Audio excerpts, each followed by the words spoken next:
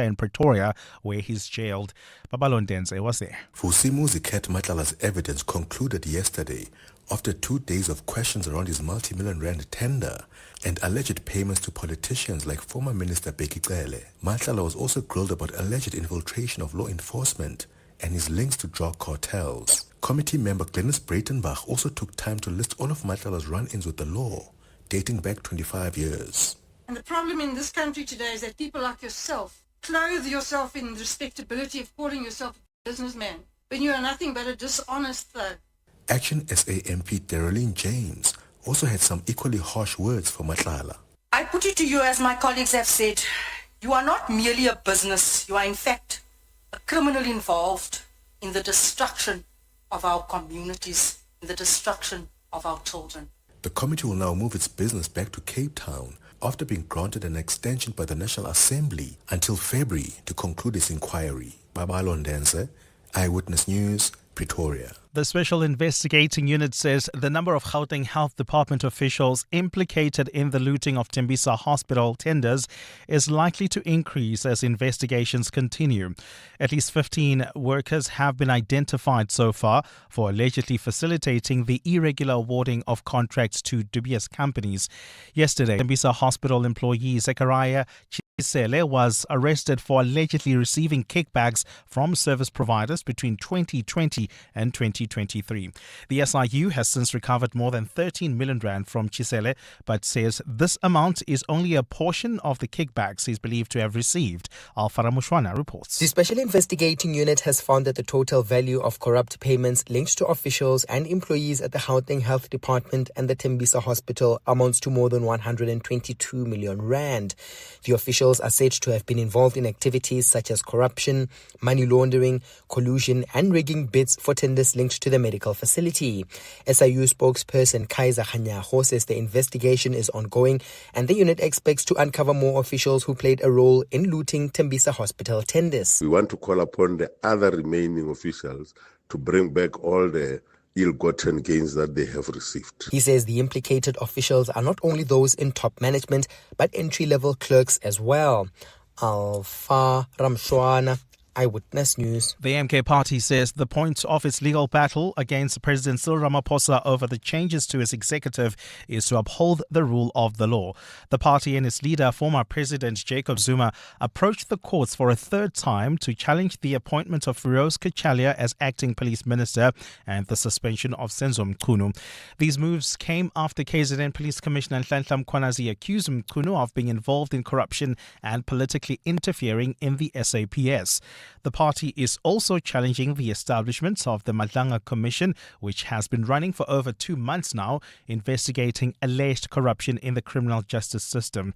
Speaking outside the High Court in Pretoria yesterday, party spokesperson Tlamulo Ndlela still believes their case is important. The point of all of this is to uphold the rule of law and the letter of the law.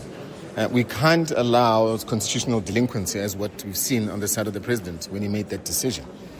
So, if we don't hold him to account, who will? Who else do you find here that's caring for South Africa? And Guinea-Bissau's President Umaro Siseko Embalo has left the country for Senegal after being detained during a military coup as a lead opponent accused him of arranging the uprising. The military in volatile Guinea-Bissau earlier appointed a general as the country's new leader a day after seizing power and derailing the announcement of election results. Opposition candidate Fernando Diaz da Costa believes that he won Sunday's election and alleges Embalo, who is also claimed victory, organized a power grab to prevent him from taking office. Guinea-Bissau has experienced 4 coups since independence from Portugal in 1974, as well as multiple attempted coups, and its election results are often contested. Embalo arrived in Senegal on a military plane chartered by its government. Gold is trading at $4,183.61 an ounce. The rand is at 17.15 to the dollar, 22.71 to the pound, 19.88 to the euro. Brent crude oil is at $63.57 a barrel. And in the traffic, we've got delays on the N3 North between the Elands interchange and the Geldenhuys turnoff. There's also queuing traffic already in the city of Tshwane along the R80 East, Mabopane Highway approaching Eskom Pahlele exit. And in your sport, the Springboks and Wales missing key players, but the Boks bench still has more caps than the whole Wales side. Ahead of tomorrow's afternoon's clash, the Bulls welcome Alrek Lowe back from injury for tomorrow's URC clash with the Lions, and Lando Norris could be crowned F1 champion in Qatar this weekend. A cloudy Friday in store for Gauteng with widespread thunder showers expected. Johannesburg starting at 15 degrees, peaking at 20. Pretoria 16 and 21. Vereeniging 14 and 21 degrees as well. The top story in EWN this hour.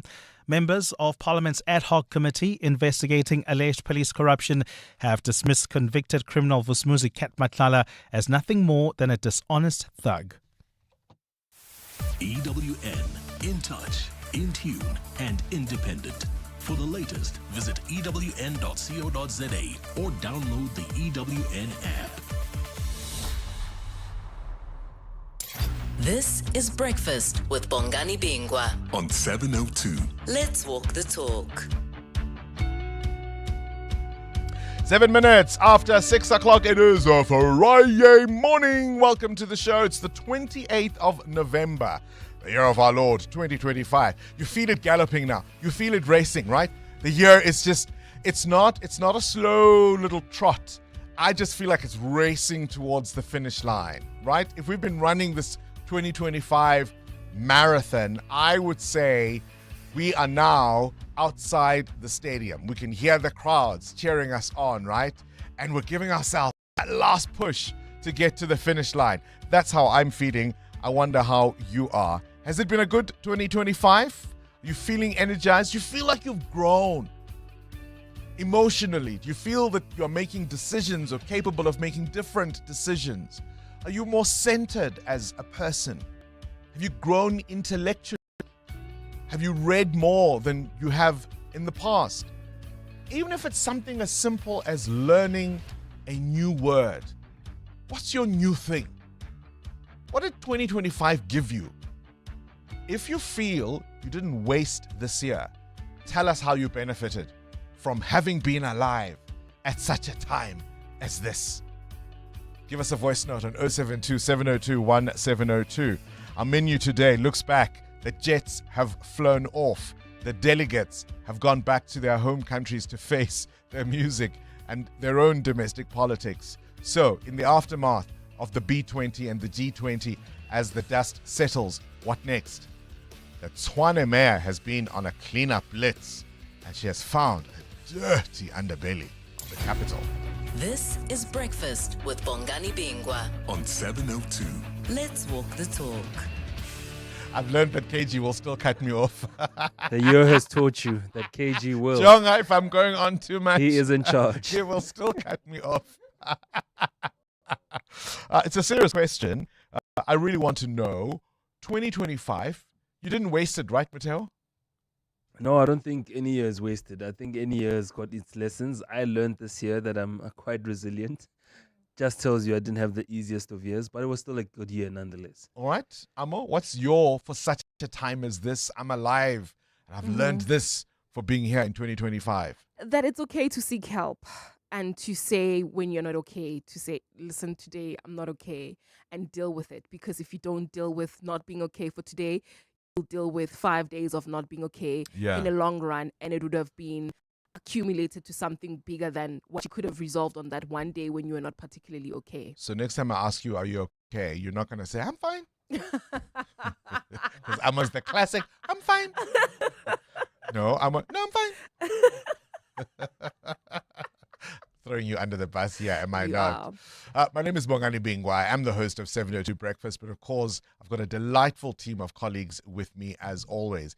Karabo, our social media producer, digital content, and so much more. We've got producers, Siamtanda and Bapelile, taking your calls and putting the show together. All the clips you hear, by the way, the interviews, they're the ones behind the scenes. I've just got to show up and look pretty, right? KG will be starting the clock as he always does. So welcome one, welcome all. It is a Friday. You're with Bongani Bingwa.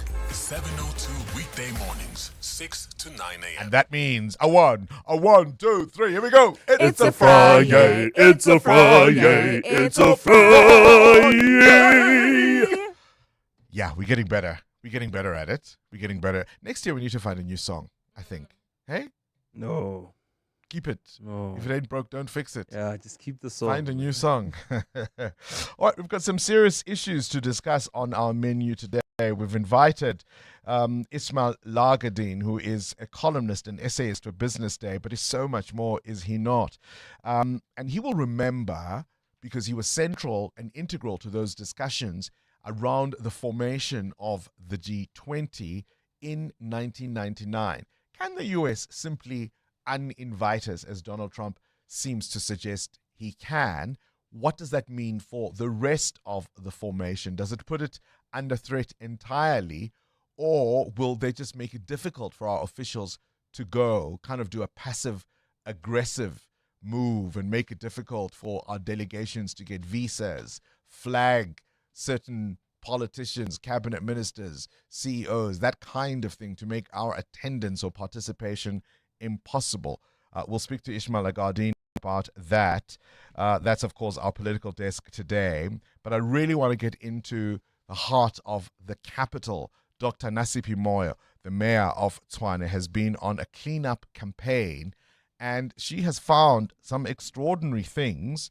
So buildings posing as bars, clubs, and I didn't know they still use these phrases, these euphemisms, Muteo Kharipe. Gentlemen's spots. Have you ever been to a gentleman's spot? Well, those are not quite what they claim to be, she has found out. She has seen unsafe establishments. There have been suspects. They've been cracking down on bylaw violations. But many of these establishments, if I'm being kind, fronts for brothels, and they look absolutely filthy drug dens where money is exchanged for all sorts of nocturnal activities, all, of course, under the cover of darkness. She'll join us about that cleanup campaign and whether or not places like Sunnyside can still be reclaimed. There may yet be lessons there for Johannesburg if you think of areas like Hillbrow or Berea or the old Yeovil, for example. And then we'll wrap up, I suppose, the whole G20, B20 year with RMB's chief economist, Isaiah Mhlanga, who'll join us just after 8 o'clock. And then, of course, we'll tell you about a dance festival set to ignite Johannesburg for a week of culture, rhythm, and talent. Let's walk the talk. 702. So that's on our menu this morning. Our shout out, as always, of course, is about something in the news that we think is worth noting. And so the question I want to ask you, Amo and Muteo, are there places you no longer frequent as you get older? And perhaps this isn't even something that has happened consciously. You just over time realized, oh snap, I no longer do that. Oh golly, I no longer go there. And it might be due to many factors. You're married now, you've got kids now, but it's all a function of the fact that you're actually getting older.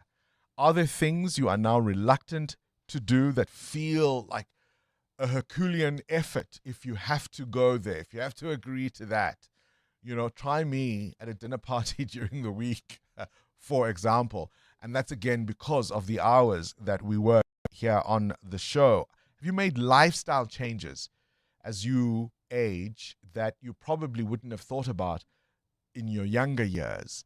And as you get older, what are your fears? What are your worries in terms of, say, your health, your mental health?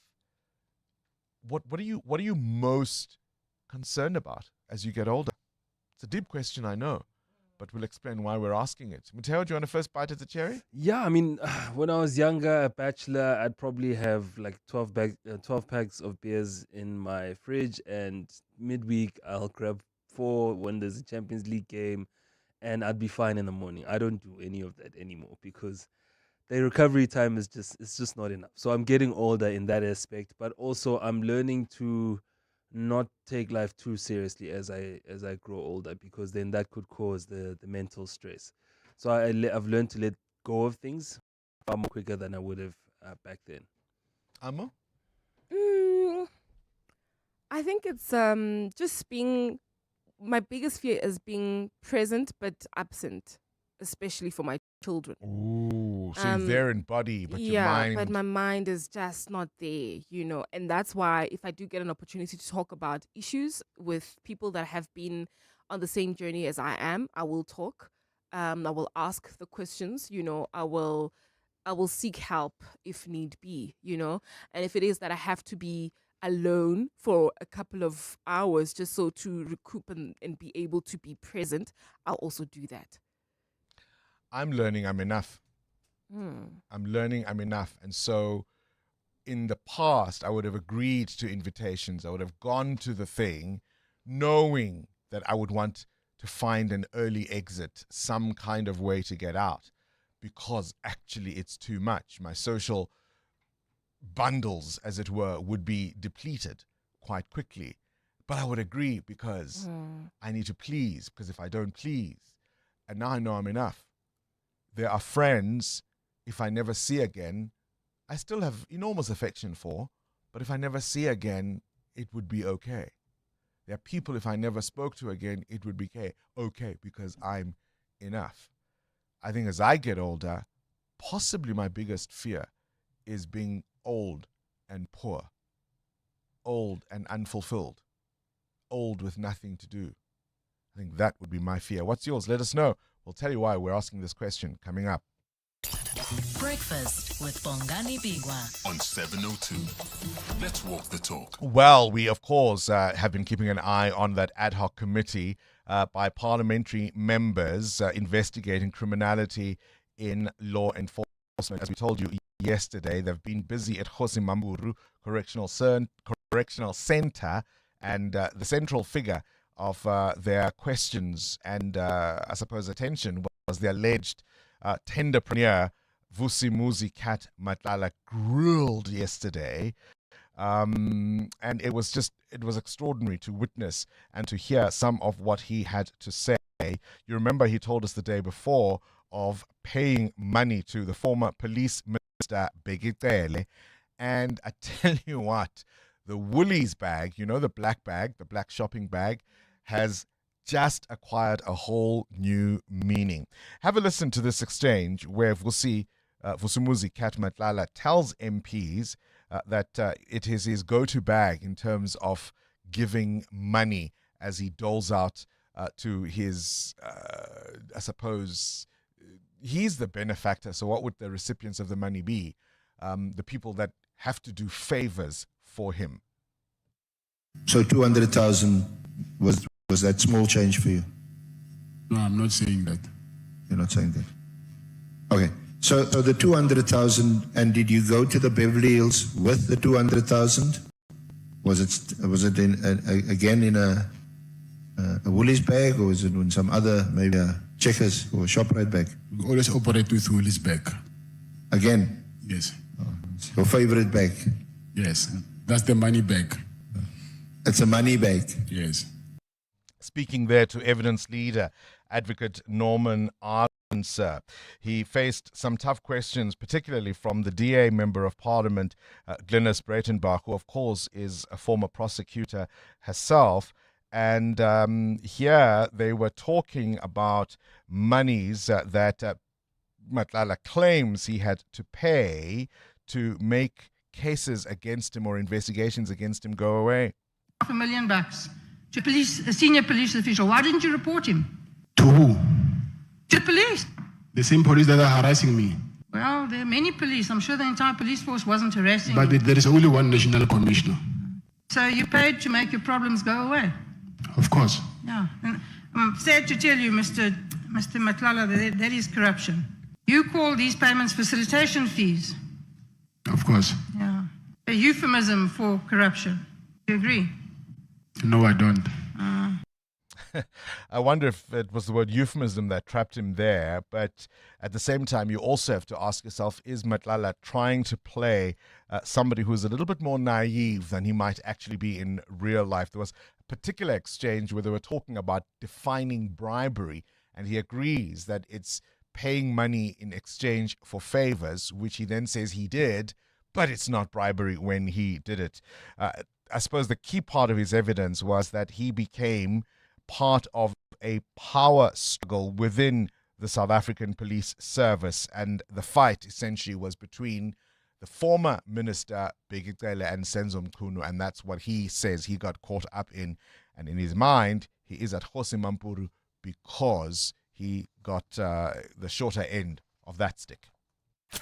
You're with Bongani Bingwa. 7:02 weekday mornings, 6 to 9 a.m. 21 after 6, Mateo Haripa, you've got a question of your own? Yeah, I want to know from you, Bongs, and the other 702 listeners, what guilty pleasures do you judge people for? So things they spend money on, but when you look at them, you're like, I would never spend a penny on that. Ooh. You know, sometimes people have these miniature toy collections. Okay. And it could be cars, it could be and some of these things are really, really expensive. But boy toys, if you follow what I'm trying to say, the things that they wanted as kids, but now in adult life they can obviously quite clearly afford. And I always just look at these miniature things, and the people who buy them will tell you all about, you know, when they were manufactured, the year they were released. They're imported, and it was I don't get it. I think expensive jeans. Just particularly jeans or denim, brand clothing? Mostly branded clothing. Yeah. And I think that's what was so unsettling about watching Cat Matlala. It just looks like things that are bought by people who have easy money.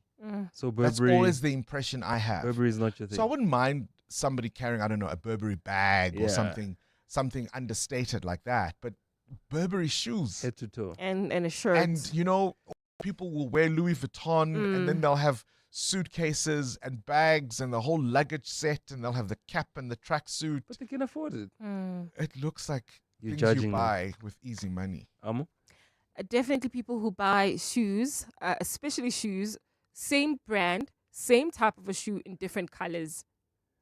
That can happen. You need to I get know enough someone of in it. this room who does that. That but can happen if you like the shoe. I'm just like, okay, we get it. What are you doing? We get it. We have a red day, we have a blue day, we have a yellow day. Wow. Yeah, no, Or a for green me, day. that is just like, wow, it's a lot. And also people who, and I know this is going to sound a bit off, but people who buy a lot of wigs, different colors, different makes, just for the sake of buying Different them. different looks. All right, so what guilty pleasures do you judge people for? I'm so curious about what prompts the question, Mateo. 702. Weather. This EWN weather is brought to you by Samsung. Samsung air conditioners bring the cool to today's weather update. A cloudy Friday in store for Johannesburg, for Gauteng rather. Widespread thunder showers expected. Temperatures a little low today. Joburg 20, Pretoria and Vereeniging 21. Cape Town peaks at 25 degrees. Gqeberha 26, East London 28. That's the same for Durban. At the break of day, the shoreline hums with promise. A cool breeze drifts across the sand. Children laugh in the distance. Umbrellas bloom brightly, and the horizon glimmers with ease. It feels lighter here, fresher, as if summer has been redefined. That's the power of Samsung air conditioners in your home, where innovation meets serenity. Make every day a cooler, smarter summer. Shop at Samsung stores online or speak to your authorized installer. EWN Traffic. This EWN Traffic is brought to you by Outsurance. SMS out to 45142 now, and you could save on your car insurance. If you don't, ask them for 500 Rand. Early days, Amo, what's the traffic looking like? We've got roadworks taking place on the N3 North, and already we've got delays between Marlborough Drive and the Baklu interchange, and then traveling in Sharon Lee, delays on Malibongo Drive towards the N1 exit. The delays are as you come out of Present for Share Drive, and there's also still moving traffic along the M1 North between Boysons and Car Street. Peak time delays there. More updates coming up. Do stay tuned. There's more EWN on air, online, and on the EWN app. The Outsurance pointsmen know that every car on the road carries a story. Like a businesswoman on the way to the airport after sleeping through her alarm. Bags in the back, boarding pass on the dashboard. She prays she'll make her flight. Hope we make it. The Outsurance pointsmen know it's not just a car in traffic, it's the potential closing of a big deal. Every story's different, and every story matters. That's why the Outsurance pointsmen have been doing what they do since 2005, in proud partnership with 702. Outsurance is a licensed insurer and FSP. 702. Add your voice. Have your say. Let's walk the talk. Bongani, please do not spoil Mutawa's year. You should have seen his face when he said we should find a new song to sing next year. Yo, he looked so sad. Please don't. This is the book from Flavor of Lovely Show as always. Happy Friday. Start your day with Bongani Bingwa on 702. Let's walk the talk. All right, save Muteo from a new song. We'll keep it as it is for now. So no more new song next year. 26 after 6, let's talk about things you need to know at this hour. The race for South Africa's next top prosecutor is officially underway. From the 8th to the 10th of December 2025, the nation will watch public interviews that could shape the future, you might say, of justice itself. Out of 32 hopefuls, they've narrowed the list to 6 candidates who want to be the next director of public prosecutions as advocate Shamila Patoi prepares to retire in January. That list, of course, includes people like advocate Nicolette Bell, advocate Hermione Cronje, advocate Andrea Johnson, advocate Xolisile Khanyile, who's, I suppose, the front runner, I would say. There's Adrian Mop, advocate, and an interesting name that popped up, a former acting NDPP advocate Menzi Simelane. In fact, I think he was the National Director of Public Prosecutions. And you remember, of course, he was removed from office when it was found that his appointment by Jacob Zuma was irrational on the basis of the Ginwala findings, which found him, shall we say, less candid with the truth than might be expected of the country's top prosecutor. He's on that final list. Are you seeing what I'm seeing? Scientists are scratching their heads as a strange crimson halo has reappeared over a small Italian town, its second mysterious visit in just 3 years. A stunning photograph reveals a glowing UFO-like ring suspended in the night sky above a quiet village tucked into the foothills of the Italian Alps. Are the aliens here? Vicky Turner, standing in for Adam Gilchrist, will give us more details in about 2 hours' time. Have you ever been threatened by an animal whilst on a walk, a run, or a hike? Was it a dog, maybe a snake, or even a monkey? Imagine facing a grizzly bear. In a terrifying incident in Vancouver, Canada, a massive one attacked a group of school children and teachers on a walking trail. 11 people were injured. 2 critically, we are told. The shocking attack unfolded yesterday afternoon, and emergency health services confirmed that while 2 suffered critical injuries, others were treated at the scene, but I bet you none of them will ever forget it. Today, the deputy ministers, because we have 2 of them, Deputy Ministers of Water and Sanitation, Isaac Silo, Seitlolo and David Mahlobo will unveil the long-awaited report from that investigation into the Jagersfontein mine dam collapse. You'll remember that, of course, in 2022. And on this day, 1987, a monster hit, Bill Medley and Jennifer Warnes, I've had the time of my life. From the classic movie Dirty Dancing, made it all the way to the top of the Billboard charts. It's a truth, and I owe it all to you. 'Cause I had the time of my life, and I owe it all to you. Do you have a song in your head that defined that particular movie? Great movie, but without the song, it just would not have been the same. What song made what movie for you? This song for me made Dirty Dancing. Okay movie, nothing wrong with it. But man, the song took it to another level. 702. The newspapers. Sister Zulu says 1987, Dirty Dancing. How old is she? I've been exposed to these things. I'm joking. I kid my friend. All right, so what song made what movie for you? Oh, I can't think of one right now. Oh, Let It Go. blank. Frozen, hey? Is that I've your never reference? watched Frozen. All right. I've never watched Frozen. I kid, Sfisa. Let's look at the papers. Right. The military in Guinea-Bissau has taken over the country through a coup this week. And the latest, Bongani, that we're getting from that country that's been reported this morning is that the president, Umaro Siseko Embalo, has left the country for Senegal. The military appointed a general as the country's new leader, and the coup came after Embalo and an opposition candidate, Fernando Diaz, both declared victory on Sunday during elections, even before the official results were announced. And the coup thought, well, this is a bit unstable, therefore it came in, the military, it came in and took over, but through a coup, and now they arrested, subsequently to that, they arrested the president, who has now managed to go to Senegal, and we wait to see what happens next. Yeah, I think we can be grateful for all our mistakes. Our political stability remains something we can be grateful for. The Business Day front page, South Africa lags as Africa growth surges. We're in danger of being left behind by our fast-growing African peers. This is a new S&P Global Ratings report. The Citizen, can you really afford it, looking at Black Friday specials? Denies, admits, forgets how Kat Matlala confounded MPs yesterday with denials and claims of amnesia. And the front page of the Mail and Guardian, Cyril claps back, and it's got a picture of our president and his American counterpart, Donald Trump. EWN Business. What guilty pleasures do we judge others for? Muteo wants to know. Money spent on branded clothes, the latest gadgets, perhaps even alcohol. What prompts the question? Bongani, about 42% of South Africans spend their money on placing bets every month, and Tsogo-san wants in on that action. Our data from the National Gambling Board shows that about 1.5 trillion rand was wagered in South Africa's gambling industry in the 2024-2025 financial year, nearly one-third more than the previous financial year.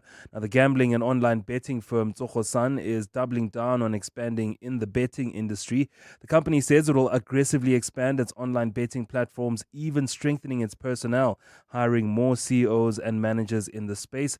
Reporting its results yesterday, earnings were up 1% at 769 million rand. Its core casino and hotel businesses came in lower. Income there fell 0.8% to 4 billion rand. So you can see why they're moving towards that online betting space. But they talk about online betting at a time where lawmakers in the country are still looking around the taxation of gambling. National Treasury has proposed a 20% national tax on gross gambling revenue from online betting and interactive gambling, and that's set to make the country around 10 billion rand in revenue. But National Treasury says it's not about the money, but what's central and primary there is to discourage people from online betting. I heard, or at least I saw some write-ups from critics who say it's not necessarily going to be workable, but I wonder how they might benefit from it not working out, as it were. Where's the rand? 17 rand 15 cents against the US dollar, at 19 rand 88 cents against the euro, and at 22 rand 70 cents against the British pound. Price of gold is up 0.5% at $4,186 an ounce, while platinum is at $1,637. Brent crude now at $62.97 a barrel. More business after 7. Straight to the news desk we go. Sfiso Zulu, what you got at this hour? Thanks, Moya. Good morning. Opposition parties in Tshwane have criticized the council speaker for not making public a forensic investigation report looking into conflict of interest allegations between Deputy Mayor Eugene Modise and a service provider. Earlier this year, the Metro commissioned a report to probe whether Modise was benefiting from chaotic protection services, which scored multi-million rand security contracts from the city. While Modise has previously acknowledged he was a director of the company, he insists that he resigned before becoming an ANC councillor for Tshwane in 2023. The report was tabled behind closed doors in council yesterday, with Speaker Mncedi Nzwanana saying it was confidential. But the DA Celia Brink says the matter is definitely in the interests of residents. The code of conduct for councillors is clear that if you're a councillor, you cannot benefit from a contract with the municipality. In fact, you are obliged to declare your business interests once you're elected as a councillor and then to divest them. It's all the worse for this guy being the deputy mayor and the councillor in charge of the finance portfolio. The Correctional Services Department says Najwa Peterson still has a few intervention programs she needs to complete before she can be considered for parole. She was convicted and sentenced in 2009 for organizing a hit on her husband, singer Talib Peterson, who was shot at their home in Athlone in December 2006. Najwa Peterson was yesterday denied parole by the Correctional Services Department, and officials say she qualifies, having served 16 of her 28-year prison sentence. Ntutuzelo Nene reports. Najwa Peterson's recent parole application has hit a snag after it was denied by the parole board. It has recommended that she finishes a few intervention programs within a set time frame before being reconsidered. Correctional Services spokesperson Singabako Ngumalo. Her parole placement will therefore be reconsidered once the intervention programs have been successfully completed, and that will include all other related requirements. It's unclear at this stage when she'll be reconsidered for parole. Ndutuzelo Nene, Eyewitness News. The prosecution in the high-profile trial of alleged underworld gang boss Nafiz Modak has used cell phone evidence to show exactly how top cop Charles Kenya was being tracked before he was murdered.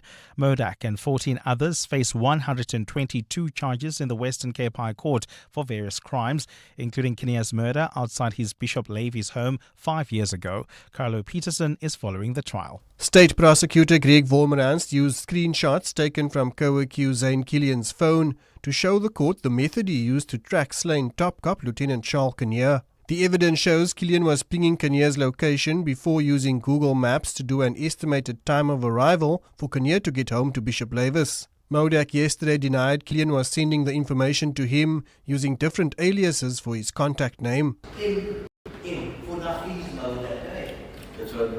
But this is not you. No, of course you are one person who said my name. You times different. 10 times different. Carlo Peterson, Eyewitness News. And the number of people killed in Hong Kong's worst fire in decades has risen to 94. Authorities say the blaze has been contained to 4 of the complex's almost 2,000 units, more than 36 hours after the blaze broke out. They will now conduct search and rescue operations in response to 25 remaining requests for help and break into all the flats. Some people are still unaccounted for.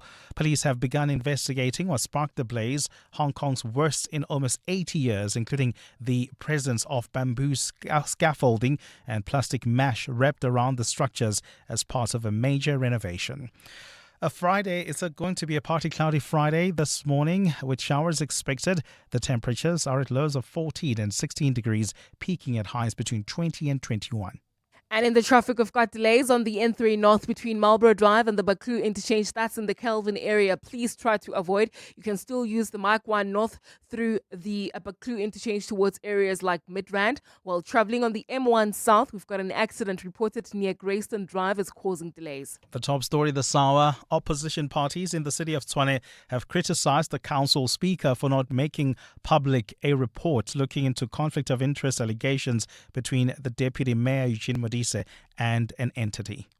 There's a new way to experience all your favorites. Pulse Africa, the 24/7 fast channel, now live on PrimeMediaPlus.com and the Prime Media Plus app, bringing you the best of Prime Media around the clock. Watch the biggest moments from 7:02. It's non-stop entertainment and authentic African storytelling, all from Africa's leading media network. Pulse Africa, only on the PrimeMediaPlus.com and Prime Media Plus app. South African Airways Black Friday deals have landed. For a limited time only, get up to 35% off SAA flights. Whether you're planning a quick break to Mauritius, visiting loved ones in Perth, Australia, or booking your next big adventure in Brazil, Sao Paulo, this is your moment. The SAA Black Friday deal is available until 30 November. Book now at flysaa.com or contact your nearest travel agent. South African Airways, taking you further for less this Black Friday. Hi, this is Teko Modise, Hollywood Bet's brand ambassador. Be a winner who knows when it's time for a timeout and play responsibly. If you or someone you know needs help, call the South African Responsible Gambling Toll-Free Counseling Line on 0800 006 008 or WhatsApp help to 076 675 0710. Hollywood Sportsbook is a licensed betting operator. Hollywood Bets supports responsible gambling. No person under the age of 18 years are permitted to gamble. Winners know when to stop. After a short migration, the family arrives at the premier resort, rich in food, drink, and entertainment. The young, freed from classroom captivity, head straight for Kids Club and the safety of the herd. The adult male meanders to the scuba center, while the matriarch basks by the pool. Book your resort escape to Knysna, East London, Scottborough or Sunny Pass at premierhotels.co.za. Before the future happens, it's discussed. For 10 years, Science Forum South Africa has opened the world of science to everyone, giving the public a seat at the table in shaping national priorities. So catch the Clement Matlala show live from this year's Science Forum happening at the CSIR ICC in Pretoria today. Tune in as we bring in conversations that shape Africa's future, from health equity and climate resilience to technology that transforms everyday life on 702. 702. WhatsApp Bongani on 072 702 1702. Good morning, Bongani and the team. The thing that I judge people for is buying an iPhone every year. No, Bongani. It's the same thing. It's the same phone. It has the same. It's just a different color, Bongani. They're wasting money. They're wasting money, Bongani. It's the same thing. Morning, Bongani. I am. I buy shoes, different colors of the same brand because I like the brand. For example, I buy myself some Salomon range. They look nice in different colors. Because I like them, I can't buy the all blue.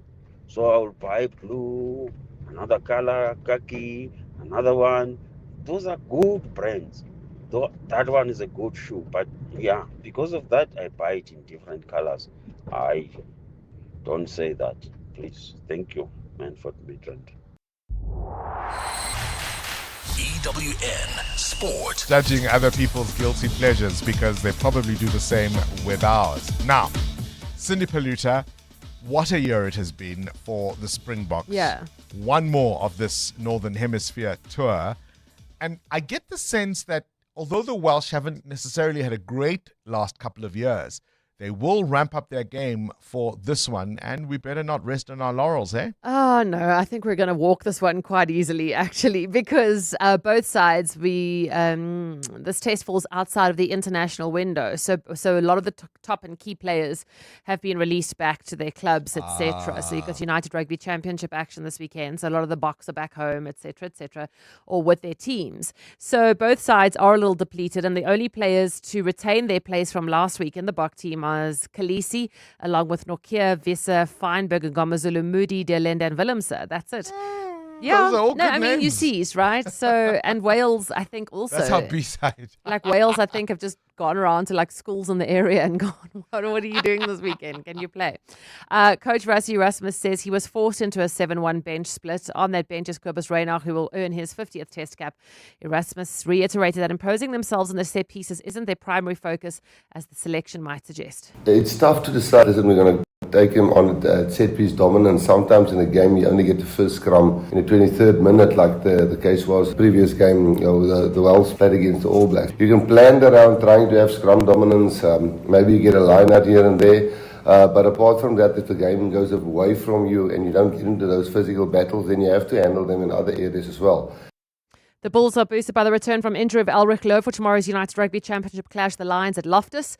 The World 7 Series kicks off in Dubai tomorrow. Blitzboks start up against France at 11:30 tomorrow, followed by Fiji and then Argentina. Captain Impi Visser. Having guys that's already a bit experienced, has a bit of exposure to the series, to the level that's required of playing. Yeah, I think it's a good thing for us going into this weekend. It's really important, especially for our season and looking to grow some depth for the squad as well. We have to go put that peg into the ground and saying that we to take the number one spot. So yeah, for us just starting well this weekend is going to be crucial. Betway Premiership action tonight. Richards Bay are hosting Amazulu. Tomorrow, Orlando Pirates away at Durban City, one of 3 games. Mamelodi Sundowns are in CAF Champions League action tonight. They're playing MC Algier at 9 o'clock. A big weekend in Formula 1 this weekend. Lando Norris could become world champion if he can score 2 more points than Piastri and Verstappen in Qatar. Norris leads the driver standings by 24 points. Here's Verstappen. Good, ready, see what happens. I mean, it's the same. I mean, I feel exactly the same as last week. Yes, it's closer. Ideally, I would have loved to have it a bit closer, but it's still open. And of course, we'll try our best. We'll go all in, and hopefully, we can make it exciting till the end. Sprint race is tomorrow at 4 with the main race on Sunday at 6. Cindy Paluta, Eyewitness News Sport. Mzansi, get ready to pan the Pusha Play Powerball and Powerball Plus for 65 million rand in total estimated jackpots this Friday. That's right. Play Powerball for an estimated 57 million rand and Powerball Plus for an estimated 8 million rand today. Buy your tickets now in store on nationallottery.co.za, the mobile app, cell phone banking, or simply dial *120 *7529# for USSD. Panda Pusha Play. Players must be 18 years old or play responsibly. E2 is a proud operator of the National Lottery. You want to build a quality home, the eye-catching jewel of the town, but your personality type is bargain hunter. It's only been 2 months and your quality home is the neighborhood nightmare. So abantu bazotini about the peeling paint that you call abstract art, the cracked walls that look like frown lines. Skip the embarrassment and the hunting. Make smarter decisions for your home. Visit Cash Build online to order quality cement, paint, and more at the lowest prices. Cash Build. Good times is what life is all about. But heartburn, indigestion, acid reflux, and UTIs can put a damper on your day. With a wide range of products from Adcock Ingram OTC, you can build a survival pack to help you and your family with your gut and urinary health. Adcock Ingram OTC has you covered with products like Citrusoda, Adcomeo Gel, Scopex, and LP299V. Ask your pharmacist for a host of Adcock Ingram OTC solutions for your gut and urinary problems and visit beprepared365.co.za. The Money Show. Weekday evenings at 6. The CEO at Celsius is Georges Mendes. Georges, congratulations on the listing. How do you feel about the valuation? I imagine, like any CEO, you might have wanted it to be a bit higher? Yes, certainly. But given all the debt-to-equity conversion instruments and we created a pro forma, so a consolidated view of the assets we've taken, it made it a little bit tricky for investors to say, well, perhaps we haven't got enough of a track record in the new format for the valuation to be higher. But we're okay with it. The Money Show on 702. Let's walk the talk. The Money Show, Stephen Curtis, is brought to you by ABSA CIB. Invested in your story and inviting you to write it with them. ABSA is an authorized FSP and registered credit provider. The Brainy Kids of the Whiz Quiz on 702. Good day, Uncle Bongani.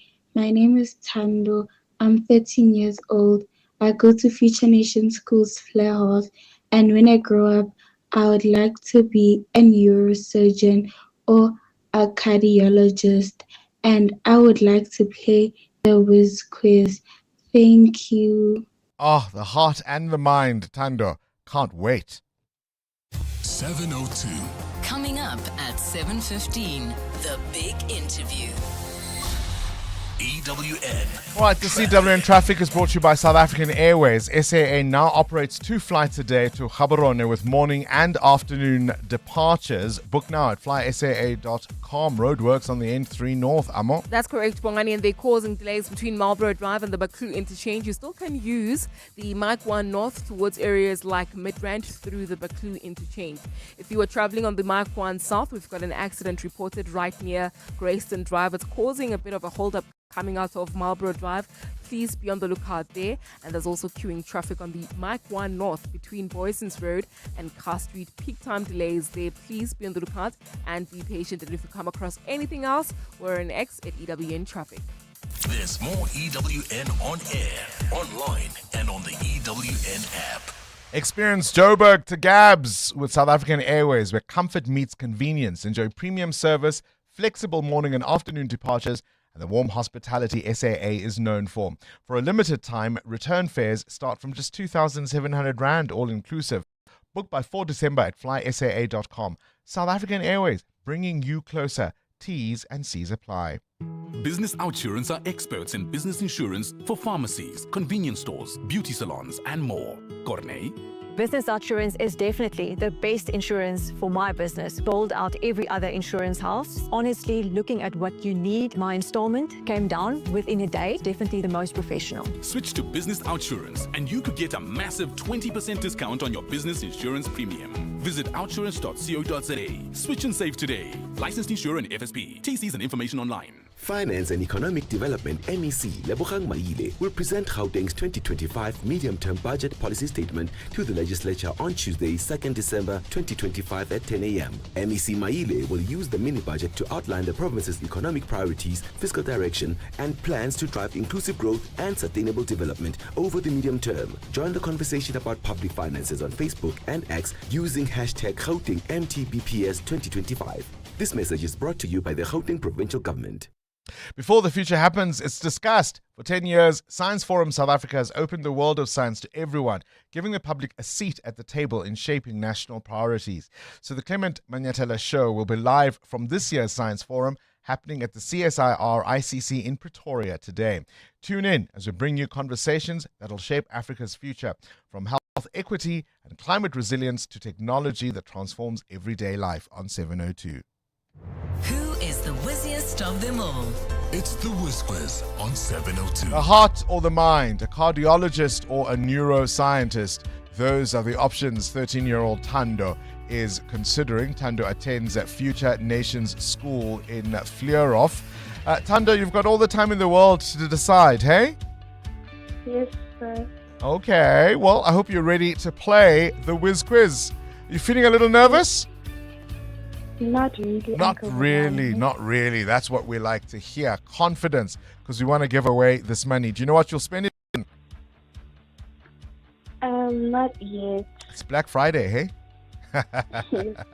All right, good luck to you, Tando. Here we go. KG, start the clock.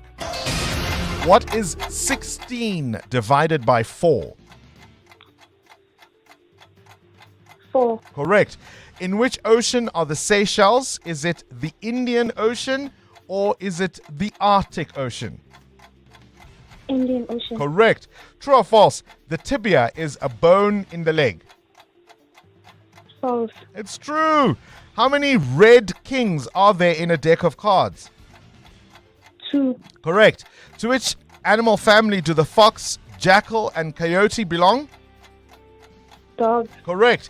In politics, the abbreviation MP stands for what of Parliament? Nation. Member. True or false? Fish cannot blink? True. Correct. In cartoons, what is the name of Vilma or Wilma Flintstone's husband? Is it Fred Flintstone or is it Jack Flintstone? Jack. It's Fred. It's Fred. That's the answer we were looking for there. 500 Rand is a decent effort, Tando. At 13 years old, 500 Rand can stretch quite far. That's what you walk away with, my friend. Congratulations. 5 correct answers. Remember, it's 100 Rand for each answer. 10,000 Rand only if you get all 10 answers correct. The brainy kids of the Whiz Quiz on 702. Now, coming up in the next hour, what's the question? And it's brought to you by Outsurance. Up to 3,000 Rand in cash is up for grabs. All you need to do is to send us an answer based on anything that piqued your interest in the show, and for that you win 1,000 Rand. Simply WhatsApp us your name and the answer to 072 702 1702. A little later, someone else will ask a question to win 2,000 Rand. Now, remember, you always stand a better chance of being selected to give us today's answer if you've SMS'd out to Outsurance and got yourself that quote. So SMS out to 45142 and you could save on your car insurance. 702. WhatsApp Bongani on 072 702 1702. Good morning, Bonks and the team, 702 Land, Muteo. Guilty pleasures, I undoubtedly judge people and their gratuitous branded clothing. I mean, if you look at Matlala, for instance, what he had on since the start of his testimony, looking all ostentatious and flamboyant. I mean, that clearly shows that he clearly did not work for that money. That is just pure blood money. Joel from Kempton Park, have a splendid Friday. Hey, morning bongs and the team. I don't understand why people buy expensive whiskeys and all that and then post it on their statuses, and like, I just don't understand, guys. This thing it's alcohol. If I drink cheap alcohol, you drink the expensive one, we both get drunk, and then we both urinated the next day. We both have a hangover. Yo, guys, I don't get it, eh? Maybe I'm too broke. I don't know. Cook some Devland. Maybe it's possible, hey?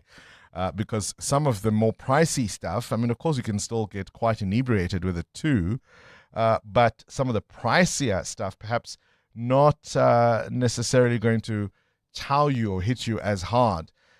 But yeah, I understand. The whole point of displaying it is something else entirely that I don't necessarily think is a good idea. All right, we wanted to have a conversation, our political desk, the week that was, but we're not able to connect to our invited guest. He had warned us that he might be having some power outage issues, so perhaps that's why he's not able to answer his phone. So we'll take some of your calls and voice notes and give you more of what happened yesterday at that ad hoc committee meeting with Vusumuzi Matlala. But Jerry from Amondi, you want to tell us about your 2025? My 2025 gift was a 2.4 Toyota Baki, and I'm saying yippee to myself. Was this a gift from yourself to yourself? From myself to myself. That's absolutely fantastic. What prompted the gift? Have you always wanted this car? I've always been wanting to buy this car. And yeah. Well, tell us more. What do you do with it? Why is it so special to you? It is very special to me because when I was employed, I never managed to buy myself a car for that amount. Now I'm self-employed.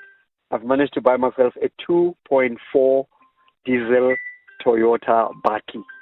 Well, you've just made our day, Jerry, and it sounds like someone else is trying to reach you there with your calls coming through. We were talking, of course, as the year gallops towards now the end. My Christmas tree is going up this weekend, so that's a very clear sign that we're getting towards the end of the year, I can tell you.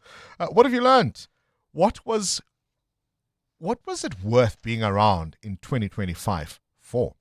Good morning, Bongani and the 702 listeners. 2025 wasn't a great year for me. I lost 3 loved ones in 3 consecutive months. On the 22nd of March, I lost my nephew, and it was my son's birthday. And in April, I lost his dad. May, I lost my best friend. Like, it was very, very, very, very tough. A tough year. I just can't wait for it to end. Lucia from Pretoria. Thank you, guys. Great show as always. Oh, gosh, Lucia, that sounds quite a rough year. And some years go like that, hey?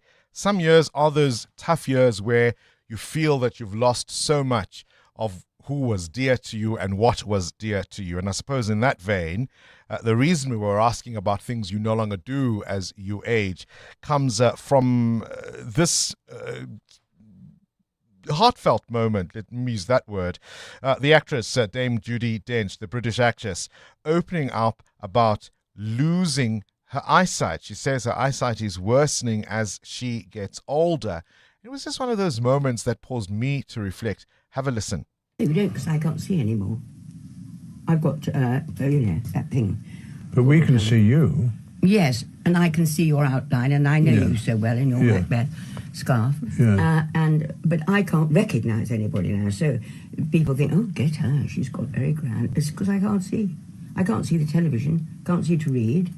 But you go up to total strangers and say, it's lovely to see you again. Yes, sometimes. Gosh, eh? In that interview, she was telling ITV News that she's got age-related molecular degeneration, and that means she can't see. She can't watch television. She can't read books. Even the faces of people around her have become unrecognizable to her, and people think, oh, she's Judi Dench. She's being all of that and a bag of chips in her mind. And meantime, poor lady can't see. And it's just one of those things that have come with the onset of age. And I was asking earlier, as you get older, what are the things that you fear, you worry, or you are concerned about? I know it's a Friday, but do let us know. 702. Coming up, the big interview. The dirty underbelly of the capital exposed. The mayor of the city of Tshwane, Dr. Nasipi Moya, has been on a cleanup campaign, and what she has found in the nation's capital has shocked you. But can there be lessons learned for other big cities? She's coming up after this Eyewitness News, brought to you by Bathroom Bazaar, pulling the plug on high prices. This is EWN. MPs slam Matlala as he wraps up his testimony about alleged police corruption, and the SIU says it's accelerating its investigation into money stolen from Tembisa Hospital. Good morning, I am Sfiso Zulu. Members of Parliament's ad hoc committee investigating alleged police corruption have dismissed convicted criminal Vusmuzi Kat Matlala as nothing more than a dishonest thug.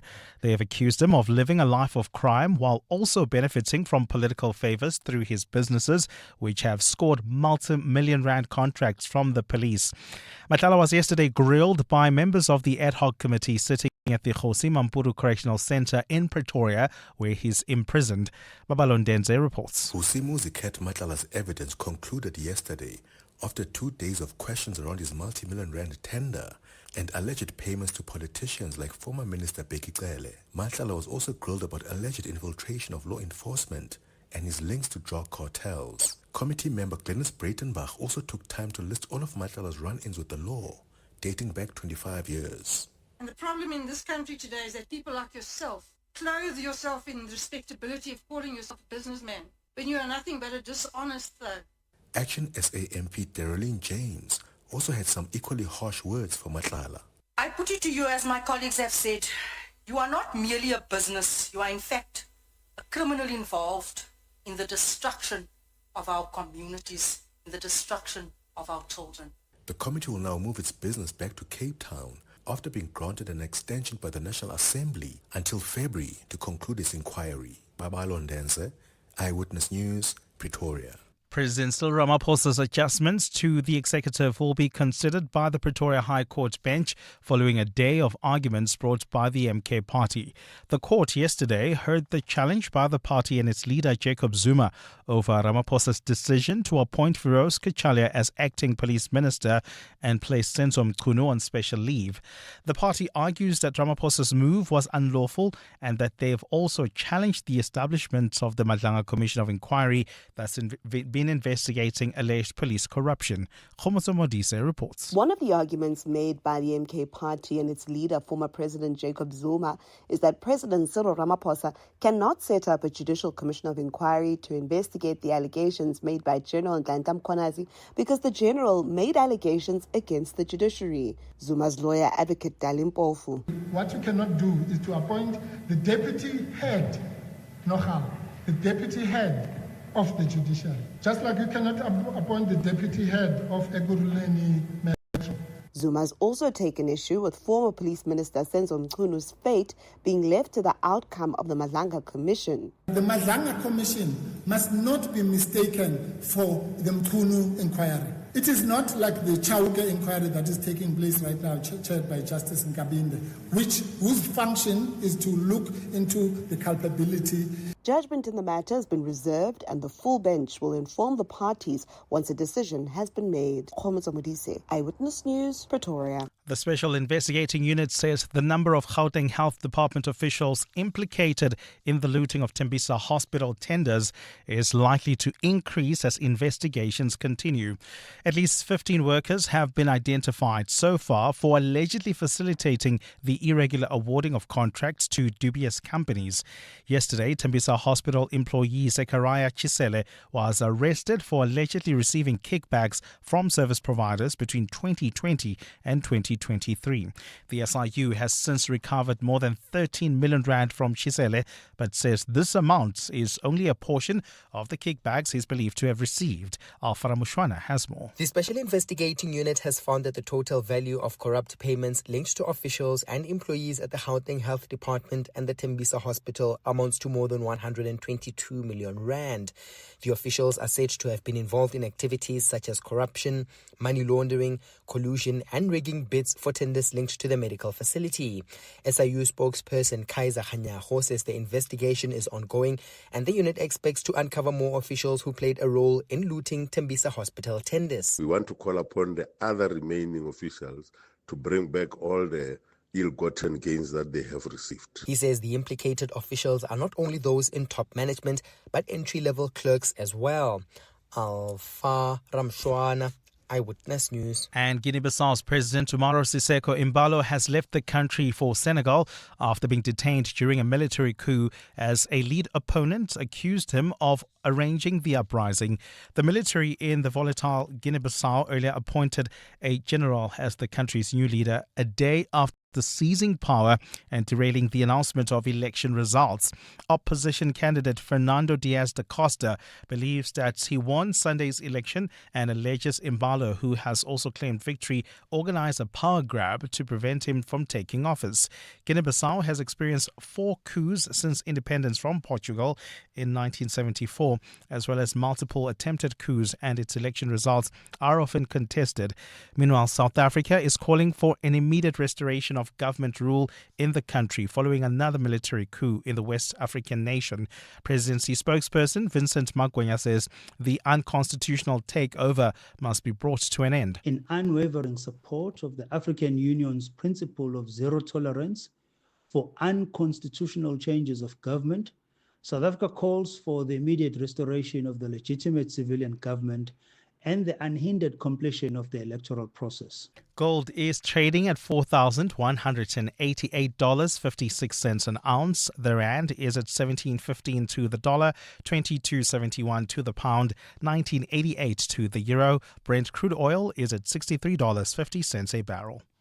And in the traffic, we've got delays on the N1 South between the Proof Plus interchange and the Flying Saucer interchange. This is in the city of Tshwane. Roadworks are causing these delays. If you're heading towards Centurion, please use the N14 South. While traveling on the N3 North in the Kelvin area, delays between Marlborough Drive and the Baku interchange due to roadworks. And in your sport, Lando Norris could wrap up the F1 title in Qatar this weekend. Springbok Cobus Reinach will earn his 50th Test cap against Wales tomorrow, while the Blitzboks start their 7th series in Dubai. And Mamelodi Sundowns up against MC Alger in CAF Champions League tonight. A cloudy Friday in store for Gauteng with widespread thunder showers expected. Johannesburg starting at 15 degrees, peaking at 20. Pretoria 16 and 21. Vereeniging 14 and 21 degrees as well. The top story in EWN this hour. Members of Parliament's ad hoc committee investigating police corruption have dismissed convicted criminal Vusmuzi Kat Matlala as nothing more than a dishonest thug.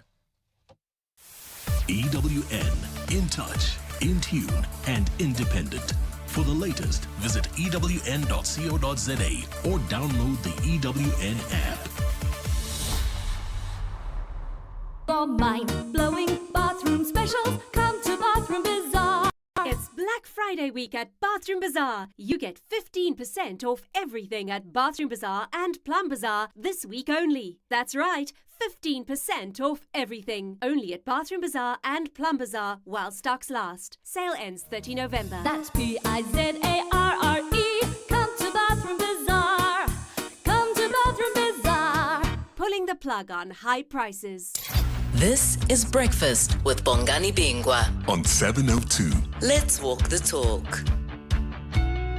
9 minutes after 7 o'clock, the front page of this week's Mail and Guardian is all about President Cyril Ramaphosa's clapback against his U.S. counterpart, Donald Trump. South Africa shrugging off Trump theatrics post G20.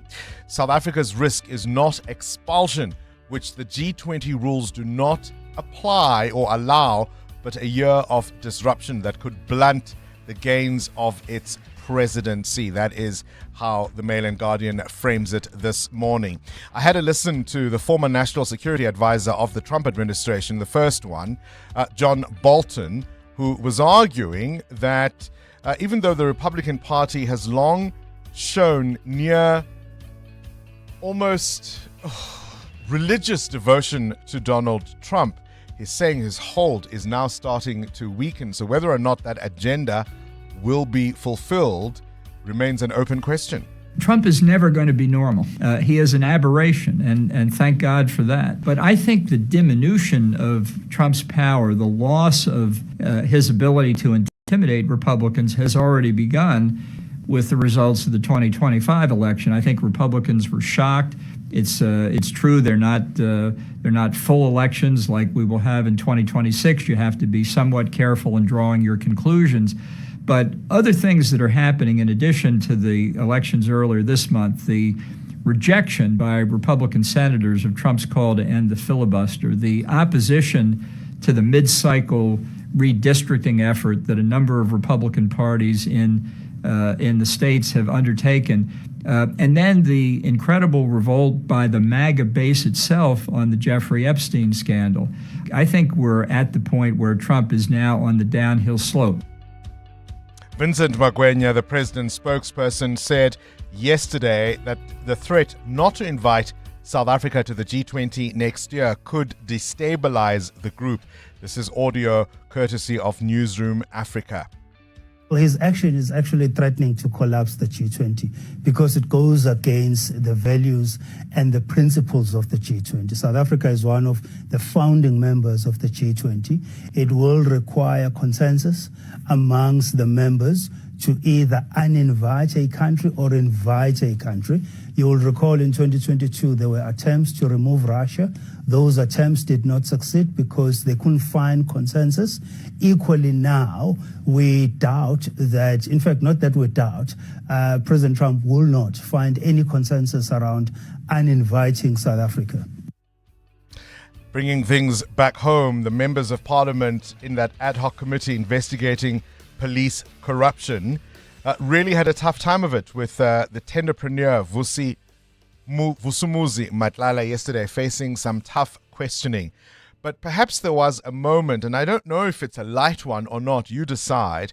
You'll know, of course, Vusumuzi Kat Matlala has quite the reputation, particularly in Pretoria, where he is even known as a kind of John Wick, a character, of course, from a fictional movie. And listen to this moment between Vusumuzi Matlala and the EFF leader, Julius Malema. Mokgotsi believes that you are a John Wick, and everybody else there believes you are a John Wick in Mamelodi, that you have been killing people in Mamelodi. Yes, I heard that. But what, are you John Wick? No, I'm not. Do you kill people? No. Have you ever been accused of murder before? No, never. I'm not quite sure what Julius Malema expected him to say. Are you John Wick? Hey, when are you John Wick? But it was just one of those. I mean, it's no laughing matter because, of course, that all comes with murder and all sorts of horrors for the people of Mamelodi. But I just thought, what a question to pose to the witness, I suppose, in this case.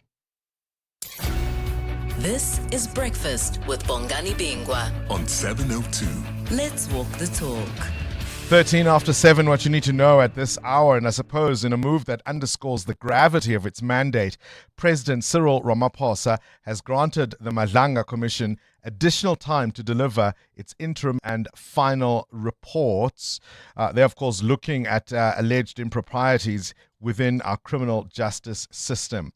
Now, in Mexico City, they're going to exhume over 6,000 bodies from common graves as part of a massive effort to uncover the identities of thousands listed as missing. So they would basically just bury people that are unidentified after a period of time in these mass graves. And now they're doing all kinds of DNA testing to identify them. I wonder if you've ever had a person missing in your family, somebody who disappeared, I don't know, years and years and years ago, was never heard from again, and nobody knows what happened to them. All eyes on the police ministry today. Police Minister, or Acting Police Minister, I should rather say, Firoz Kashalia, and the National Commissioner General Fani Masimula will be giving out the latest quarterly crime statistics. And the American singer-songwriter, film composer Randy Newman, the genius behind the musical Heartbeat of The Princess and the Frog, Monsters, Inc., Pixar classics like Toy Story, celebrates his 82nd birthday today. And in 2010, on this day, Jay-Z and Alicia Keys, their hit song, Empire State of Mind, soared all the way to number 1. 702. Up next. The big interview. EWN Traffic. Right, the CWN Traffic is brought to you by Outsurance. SMS out to 45142 now, and you could save on your car insurance. If you don't, ask them for 500 Rand. There's a crash on the N1. Amo? Yes, Bongani, that's in the Randburg area. It's right near Malibongwe Drive. It's causing heavy traffic volumes. If you're heading towards Randburg or even Fourways, do expect heavy traffic volumes. This is as you come out of Bayers Nodia Drive. And if you're traveling in the city of Tshwane, we've got another accident scene reported on the N1 South. This one is right near Rigel Avenue. It's causing delays from the Proof Plus interchange. Please use the N14 South as an alternative. More updates coming up. Stay tuned. There's more EWN on air, online, and on the EWN app. The Outsurance Pointsman can't help with your spaghetti bolognese recipe, but they can ease traffic congestion so you get to work in time to work your magic in the kitchen. With Outsurance Pointsman on the roads for the past 20 years, we can all get where we need to be quickly and safely. Outsurance really means it when they say you always get something out. In proud partnership with 702, Outsurance is a licensed insurer and FSP. Who says everyday driving can't be très chic? Rent premium with Sani Sixt now. Own the stylish Citroen C3 later. Yes, that's 3 cars, 3 months, 3 chances to say ooh la la. Just book directly on sani.co.za. Call us or rent at any branch between 1 November and 31 January, and you're automatically entered into the draw. Bon voyage with Sani Sixt and win. T's and C's apply. Unbox up to 70% off with At Home this Black Friday. New deals, more styles, just added. Get 25% of all bedding and inners, including Granny Goose. Plus, elevate your kitchen with up to 20% of all kitchenware, including 2,000 Rand off Sage appliances. Shop these exclusive deals in-store or online now. On Bash for a limited time while stocks last. TFG Rewards members only. T's and C's apply. At Home, imagine more. You're up at 4 a.m. trying to find the cheapest building materials, but the Zaminis just shop online with cash build whenever. You then pay for expensive delivery or pay Tapo to fetch you with his van. But the Zaminis inquired about free local delivery. So abantu bazutini, when you are still bargain hunting, but the Zaminis are already putting up festive decorations. Be like the Zaminis. Make smarter decisions for your home and shop online with cash build for quality building materials at the lowest prices. Cash build. Join the Times Square Lights Extravaganza this December. Experience our gardens outside the Sunbet Arena come alive with bright, sparkling, festive lights. Take a stroll and discover mesmerizing photo opportunities at every turn.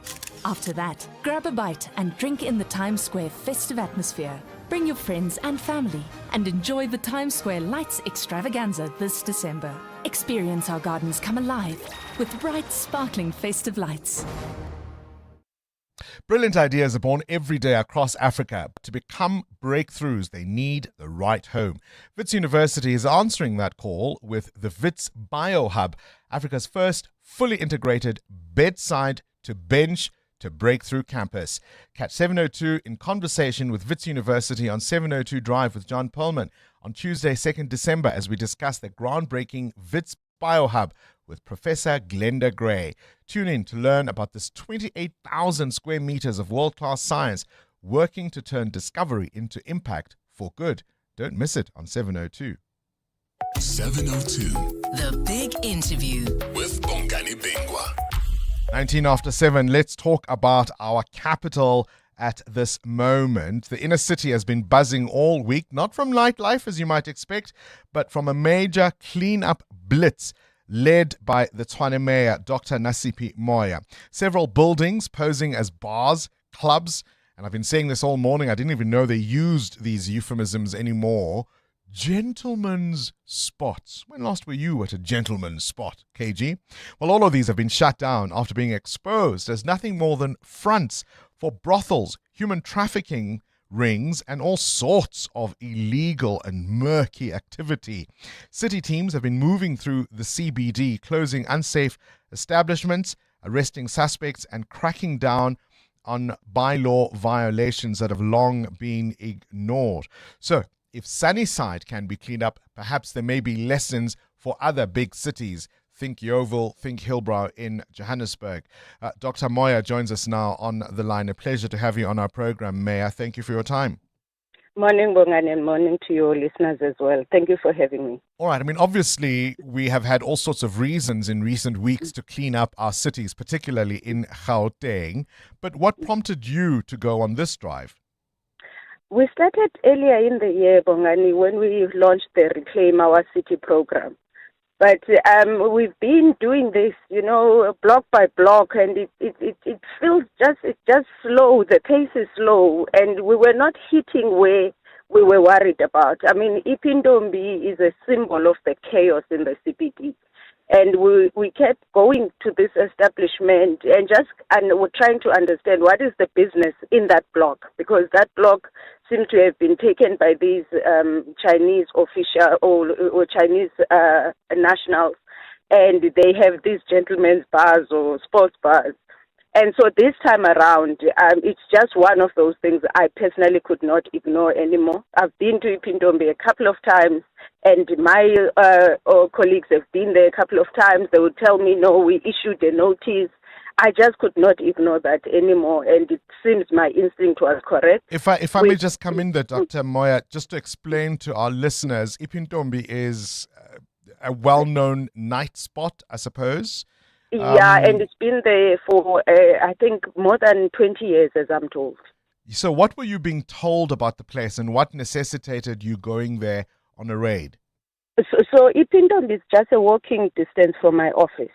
So when you pass, because there are traders there, so we normally go and talk to traders. There is a concentration of men there that you'd find any time of the day, 10 a.m., 12 p.m. So one day I went up just to observe, but the mess I saw there. So it's like full all the time. So it tells you that they're not only selling alcohol as it would seem, that there are other things that are happening, but I didn't have the correct officers at the time. But then, so we kept going there just to check what is happening, whether they're paying their bills. Yes, so, but Ipindombi is one of those. If you were to say which part of the CBD is crazy in Tshwane, that's with the area with Ipindombi. Just paint a picture with your words. I mean, you say you would go there to observe. What sorts of things were happening? Why is it full day and night? What other activities did you discover? So during the day, what we saw the couple of times that I was there, so there are pool tables, there's entertainment, films or movies playing, there's music playing, there's the games that they would play with 5 friends or 2 friends, the gambling. There's gambling machines, so that's what attracts people during the day, as I see. Okay. But then we didn't go to the back. Only last week that I actually went to the back. The reason why I knew that there were rooms, because the last time I went there during the day, there were ladies that went up to the roof. So a resident then took a video of those ladies going up to the roof, and I knew what was happening. But what I didn't know is that there are at least 41 rooms, which is what we found on I think yes. But what happened the following day, when the officers were doing just a check that they are still closed in the basement, they walked away with 22 girls there from different countries without papers. So it's not only the 41 rooms that we saw, that even in the basement, this is where they run their brothel. What happens in the rooms? Sorry, no, it's fine. So in the room, you would then find 3 beds. So they demarcate with curtains. So each bed would have a box with condoms, with lube or Vaseline and other things. And then under the bed, then each lady would have a box, where they keep their clothes. What they tell us is that there's a price menu in terms of what the gentleman would ask for. So what they say is that every week they need to take they need to pay the Chinese guys 1,000 rand per week for lodging, and then they keep the rest of the money. So that's what's happening in the room. There's no cupboards. The kitchen is like even far from the rooms. even the bathrooms is just one, bathroom just at the far end of the rooms. And so we're talking about around 120 women that lodge in that space that is not even supposed to be for lodging. Jeez, who owns the building? Yes, so that's the thing. The guy that we are trying to trace down, it seems that he's abandoned the building and he's given it to these Chinese. That's not even the worst, Bongani. So one evening we went to the other side, same block, and we closed down. We didn't close them down because I didn't have all the teams, and so we arrested four Chinese as well. Again, the same arrangement. There's there they even have takeaways, people selling takeaways outside. When you go in, it looks like it's a tavern, but when you go to the back, that's when we found these girls, again, from different countries. So to your initial statement, we're dealing with human trafficking here, because one of the girls we found from Zimbabwe, she's 22. She says she was working in a potato farm in Limpopo. She was told that she must come and work in a restaurant. So she says, if she's telling the truth, she's only been here for 2 weeks. And so she says she didn't know that she was coming to be a prostitute here. And this girl, 22, imagine having 8 men per day. Oh. It's a human rights crisis, what I saw. It's human trafficking, it's violations. But what disturbs me is that we arrested the 4 Chinese around, say, maybe they got to the police station before midnight. By 10 a.m. they were back in their shops. I'm told they were released on bail. That's what killed my heart. And I'm thinking, what kind of a person would think those people belong to society? Because we had all the evidence that these people are running a brothel, and I don't know, because we truly tried to make sure that the officers take all the necessary information. At 10 a.m. they were opened because they are released on bail. Do you think that, I mean, we know well enough now about what is possible within our criminal justice system, bribes and people being paid to make things go away? Do you think that's what happened here? What people would normally say to me about Ipindombi is that these people are protected. No, you won't touch Ipindombi. These people are protected. Question is, who's protecting them? And Ipindombi is not the only one. It's not. I promise you, Bongani. And I mean now, you know, because now I know that we are dealing not only just human trafficking. I mean, these people's human rights are being violated. And because they don't have papers, they take advantage because they can't go anywhere. They are stuck in these basements. Now, at this blitz, it's what I'm going to be leading in the next weeks. Because each brothel there are known brothels in Tshwane for years. They've been there for years. Gosh, all right, we'll catch up with you next week, perhaps as you get more information and more details. But I can't imagine it is not disheartening if you go on a campaign like this. You arrest, presumably, the people you think are the kingpins, and they're back in business the very next day, and nobody can quite give you a credible explanation. Goodness me, do you live in the city of Tshwane? Do you know this to be the reality faced by residents in the capital? Tell us what you've seen. EWN Traffic. 28 after 7, the CWN Traffic is brought to you by South African Airways. SAA now operates 2 flights a day to Gaborone with morning and afternoon departures. Book now at flysaa.com. Amo?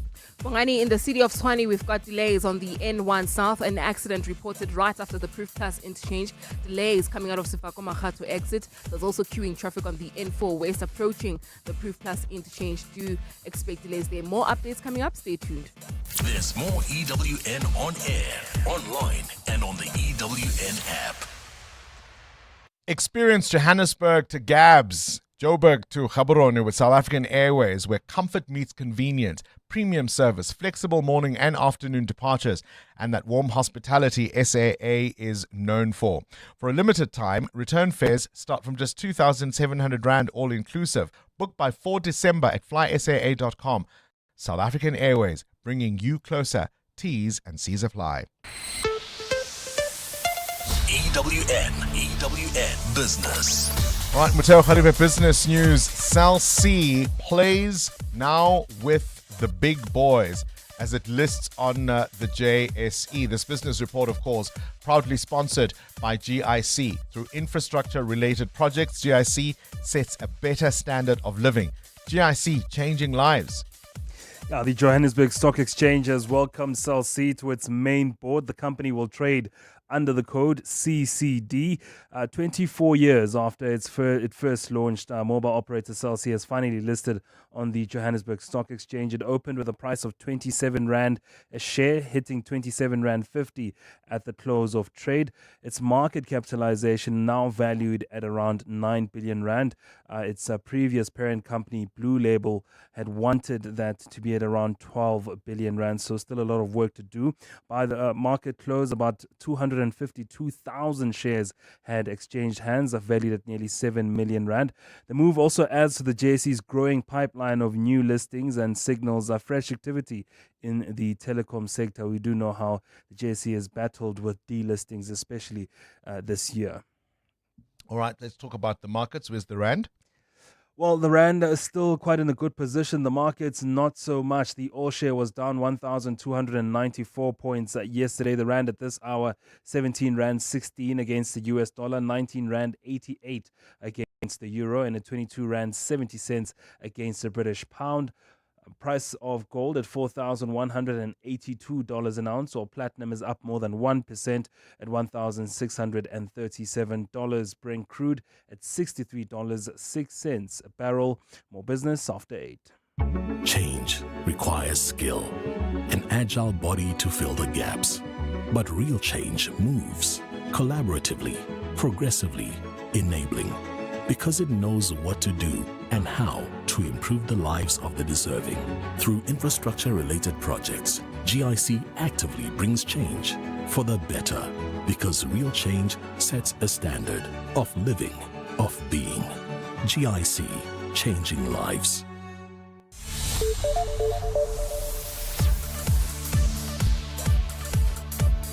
Time now for your latest eyewitness news, brought to you by Outsurance. SMS out to 451442 now. You could save on your car insurance. If you don't, ask Outsurance for 500 Rand. Let's talk, Swisa Zulu, about the Blue Party. What are they asking for? Well, Bongani, good morning. The DA says it will be urging for a joint meeting of Parliament's International Relations and Defence Committees to discuss the situation of South Africans allegedly lured to Russia under false pretenses to fight in its war against Ukraine. The party yesterday opened a case at the Cape Town Central Police Station against MK Party MP Duduzile Zuma Sambula. The daughter of former President Jacob Zuma is accused of playing a role in tricking the men under the guise of receiving bodyguard training. DA argues that she should be investigated for human trafficking, providing foreign military assistance and fraud. The DA's Ryan Smith says his party is also considering lodging a parliamentary ethics complaint against Zuma Sambula. It's a very, very serious violation, not just of domestic law, but it's quite a worrying sign, I would say, from a political party to have such close ties with a maligned, illiberal actor on the international stage like Russia. And I think the question begs is, what is the relationship between Mkhonto Wesizwe and Russia, to the point where their members of parliament are recruiting ordinary South African civilians to go and fight on behalf of Russia? Meanwhile, the party has also criticized the Department of International Relations for its apparent silence on the matter, but spokesperson Crispin Piri says the matter is under investigation by the Hawks, which the department respects.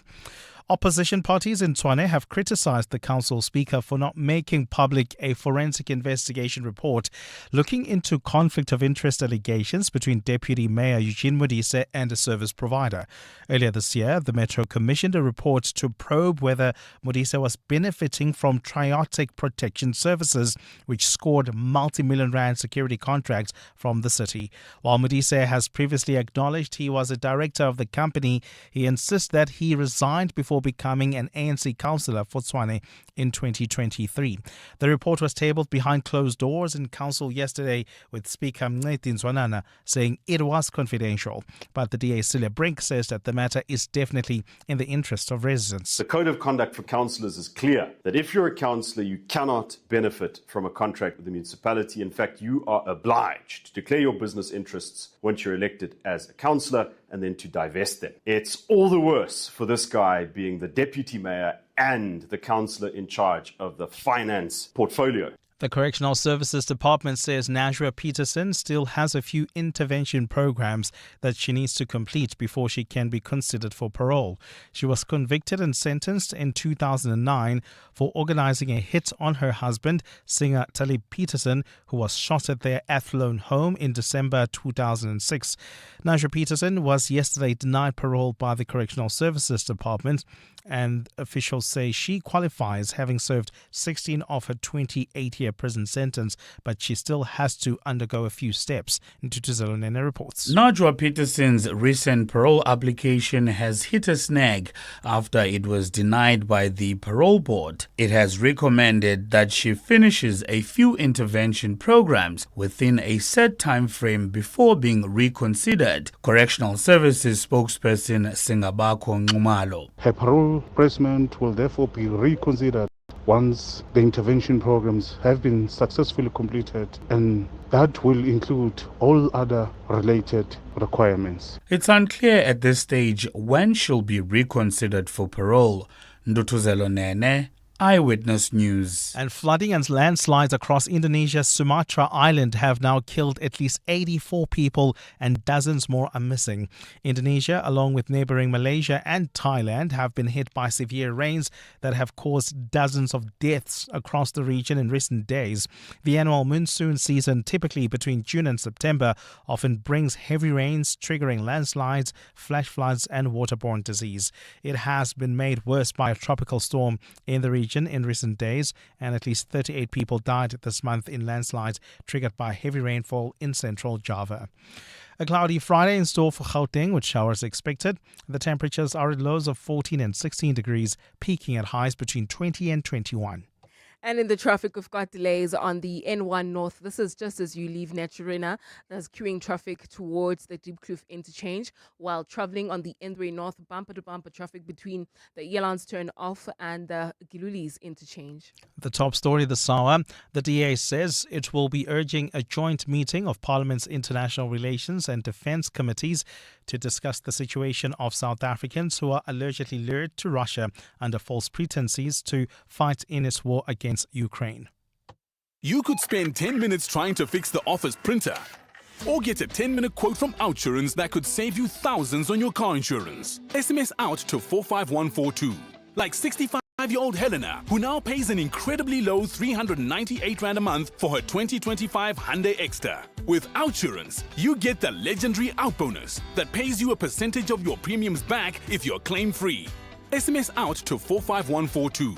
After switching, 48-year-old Felicity now pays only 836 Rand a month for her 2020 Hyundai Tucson. Outsurance will either save you money on your car insurance or give you cash. If Outsurance can't beat what you're currently paying, ask them for 500 Rand.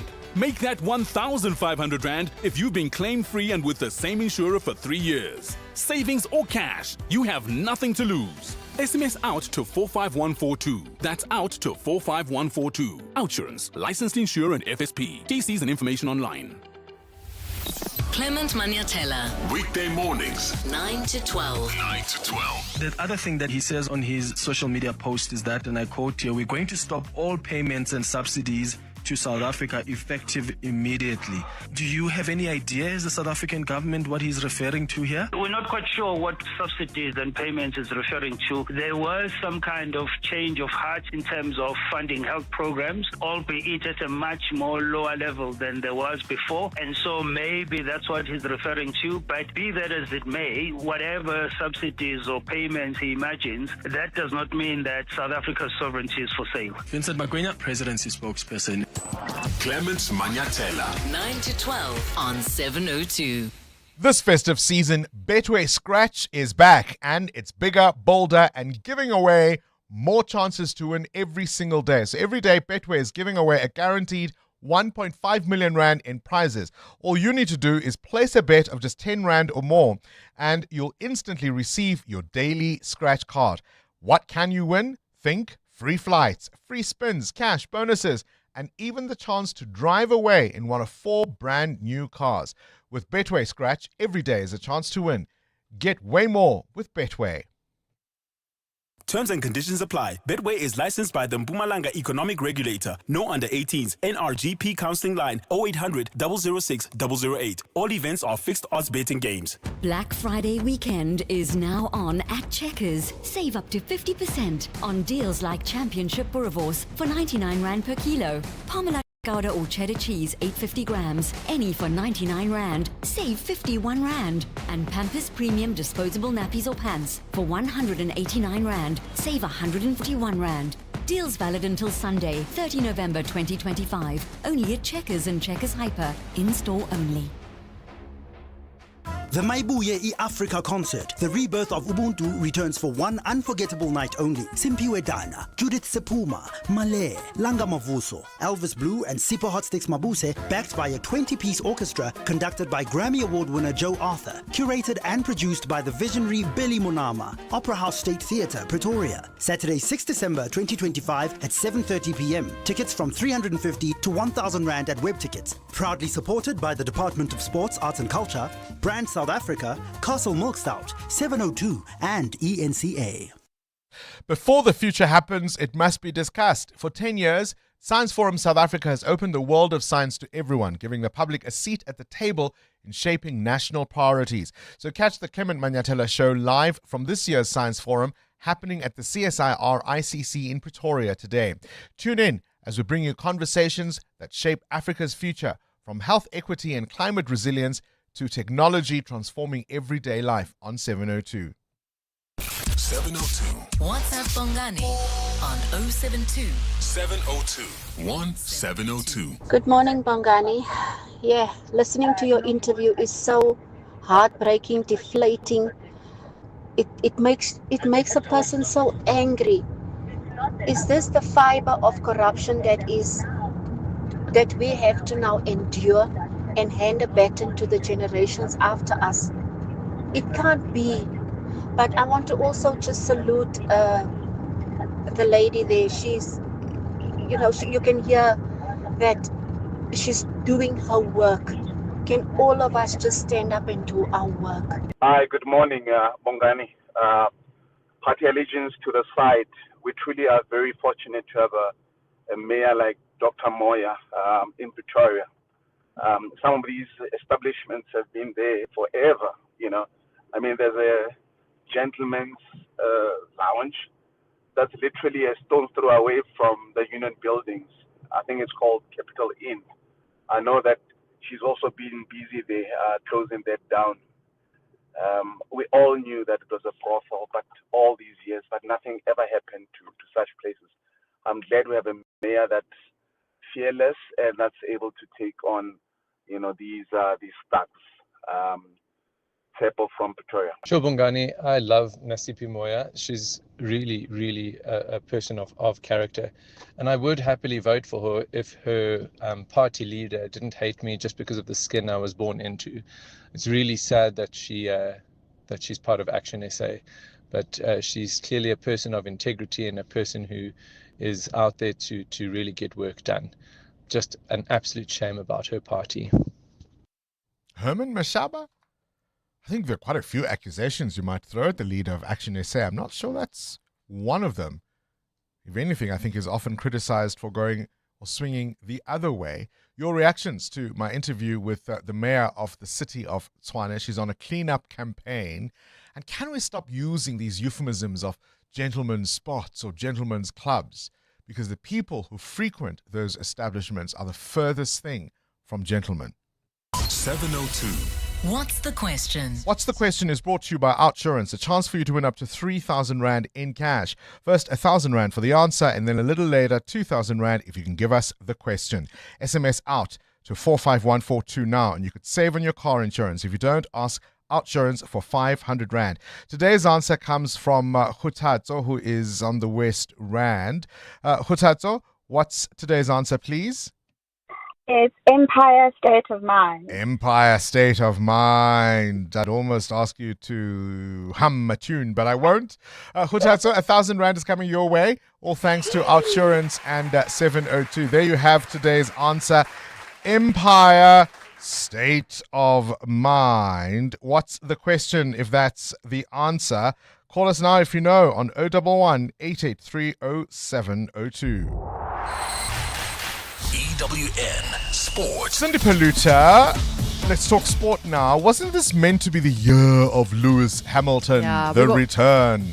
I think we were all excited to see Lewis Hamilton in a Ferrari, right? But unfortunately it hasn't been. And quite interestingly, it's been McLaren that's dominated. I don't think many people saw that coming, especially with Red Bull, etc. So, Lando Norris could become the F1 world champion in Qatar as he leads the championship by 24 points ahead of Piastri and Verstappen.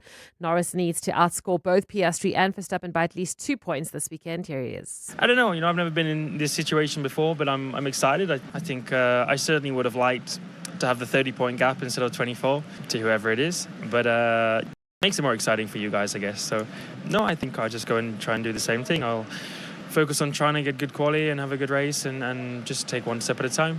I don't mind. Of course, the earlier I can do it, the better. But at the same time, that doesn't change how I do anything. I just need to try and win. Tomorrow's sprint race is at 4 p.m. Sunday's race is at 6. Springboks take on Wales tomorrow at 5:10. Cobus Reinach will earn his 50th test cap when he comes off the bench. The Bok bench has more caps than Wales' entire matchday squad. And while Wales are having their worst run since 2023, coach Rassie Rasmus believes they can bounce back. I know my first game as head coach 92 matches ago was against Wales in Washington, and we lost. Then the next game here, we lost against Wales, and in the World Cup semi-final, it was 2 or 3 points. That was the difference when Damien Galenda scored that try. So I know deep there in the underbelly of the Welsh, there's fight. And somewhere it's going to come right. And Tandy looks like he's getting the structures together. 7 Series kicks off in Dubai tomorrow. Blitzboks start against France at 11:30, followed by Fiji and Argentina. URC resumes tomorrow as well. Bulls of Elriglo back from a long injury layoff for their home game with the Lions. Kickoff is at 2. The Stormers are away at Munster. The Sharks are away at Connacht. Mamelodi Sundowns in CAF Champions League group action tonight. They play MCLG at 9 p.m. Coach Miguel Cardozo. So it's also good for us to fight and play against teams that are growing. Obviously that we go for an international break pretty soon, in 1 week time or 2 weeks time with the AFCON. And it's important for the teams to try to position as best as possible on the Champions League. And that's what we're going to try tomorrow to get make a good match. Tomorrow in the Confed Cup, Kaizer Chiefs host Zamalek. Betway Premiership action tonight at Richards Bay hosting AmaZulu. Tomorrow, Orlando Pirates away at Durban City in one of 3 games. And in the pick of the Premier League action on Sunday night, top of the table, Arsenal away at second on the table, Chelsea at 6:30. Cindy Paluta, Eyewitness News Sport. Elevate your flying experience with Lift Premium. Enjoy even more space, comfort, and convenience with priority boarding, extra baggage allowance, and complimentary lounge access. Visit lift.co.za today.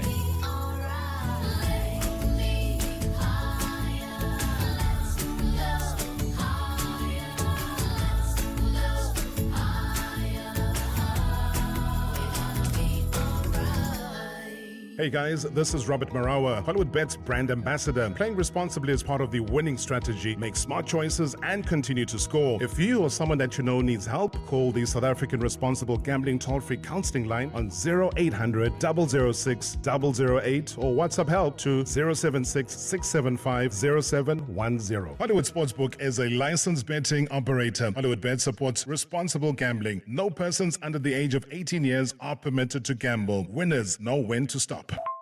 My bro, just left this camp and I can confidently say I found the perfect spot for Black Friday. Yo, all the deals, all the feels, all in one place. This new Discount Better Rewards card, brilliant. You can save big time on over 140 Better Rewards brands. That's 10% off instantly on top of promo prices. Do yourself a favor, become a member, fill your basket, and make that amazing deals till slip longer than your home affairs. Anyways, catch you later, bro. Black Friday just got lacquer.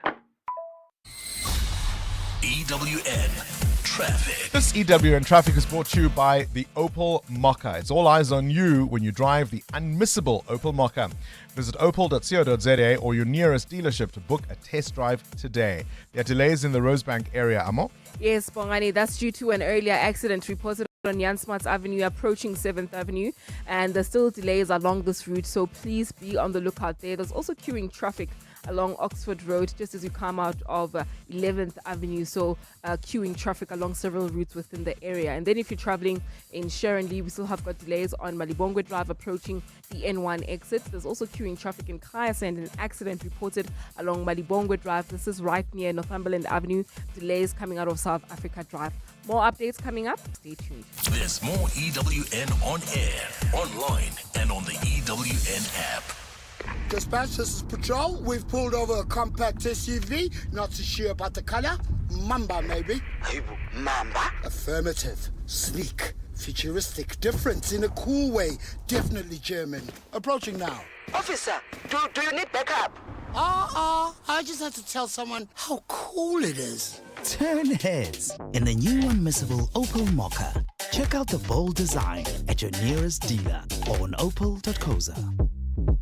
Mzansi, get ready to pan the Pusha Play Powerball and Powerball Plus for 65 million rand in total estimated jackpots this Friday. That's right, play Powerball for an estimated 57 million rand and Powerball Plus for an estimated 8 million rand today. Buy your tickets now in store on nationallottery.co.za, the mobile app, cell phone banking, or simply dial *120 *7529# for USSD. Panda Pusha Play. Players must be 18 years old or play responsibly. E2 is a proud operator of the National Lottery. Elevate your flying experience with Lift Premium. Enjoy even more space, comfort, and convenience with priority boarding, extra baggage allowance, and complimentary lounge access. Visit lift.co.za today.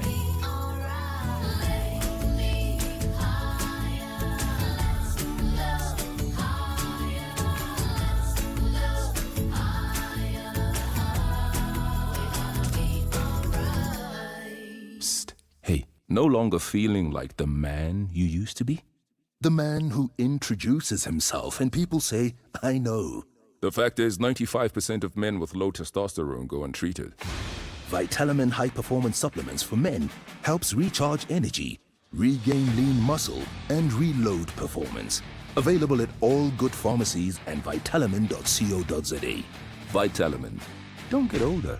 Get better. Standard Bank and 702 have joined forces to bring you China Unlocked. As much as we love our wine in South Africa, it is relatively unknown in the Chinese market. A show like Pro Wine Shanghai gives us the opportunity to educate more of the Chinese market around South African wines and elevate the knowledge around South African wines and grow our exports of wines. And this year, for the first time, as you had mentioned, we took part in Food and Hospitality China. This is more tailored for the finished products or agro-processed products such as rooibos and also other products that you can source directly from South Africa. Don't miss China Unlocked on 702 Drive with John Perlman. Tuesdays on 702. Brought to you by Standard Bank Business and Commercial, an authorized FSP and registered credit provider. 702. What's the question? For 2,000 Rand in cash, all thanks to Outsurance. Please tell me what's the question. If the answer is Empire State of Mind. Rita is in Norwood. Rita, what's the question? Hello, Rita? Yes. Which collaboration between Alicia... Hi. I'm here, Rita. Hello. Rita, what's the question? Yes, hi. Yes, which collaboration between Alicia Keys and Jay-Z topped the Billboard charts in 2010? On this day. And for that, Rita, we'll give you 2,000 Rand in cash. All thanks to Outsurance and 702. Cruising down A Street, off-white Lexus, driving so slow, but BK is from Texas. Me, I'm out that Bed-Stuy, home of that boy Biggie. Now I live on Billboard, and I brought my boys with me. Say what up to Tata, still sipping my top, sitting courtside, Knicks and Nets give me high five. I be spiked out, I could trip a referee. Tell by my attitude that I most definitely from.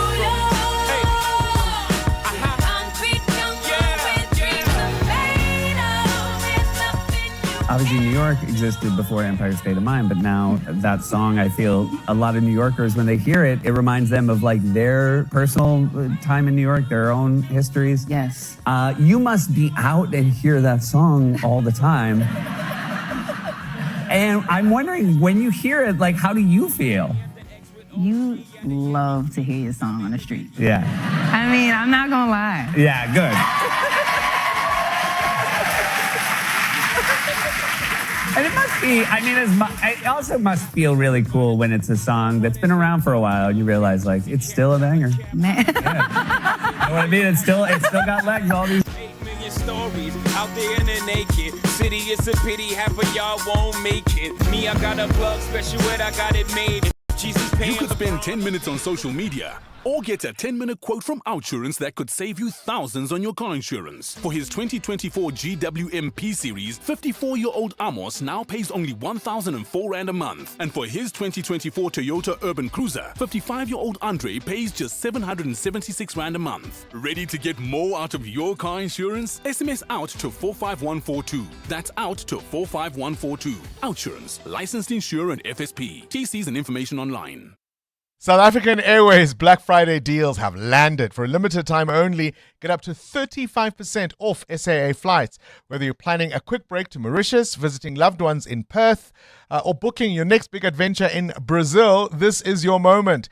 The SAA Black Friday deal is available until the 30th of November. Book now at flysaa.com or contact your nearest travel agent. South African Airways, taking you further for less this Black Friday. Dad, can you pass me the thing? The thing? Which thing? The one on the desk or the one in the car? No, the thing. The small one. The thingamabob. Ah, the thingamajig. Yes, that's it. Stop speaking in thingy. At Redford House Schools, we teach clarity, precision, and the confidence to earn your voice. Shape your future best self. Search Redford House Schools online.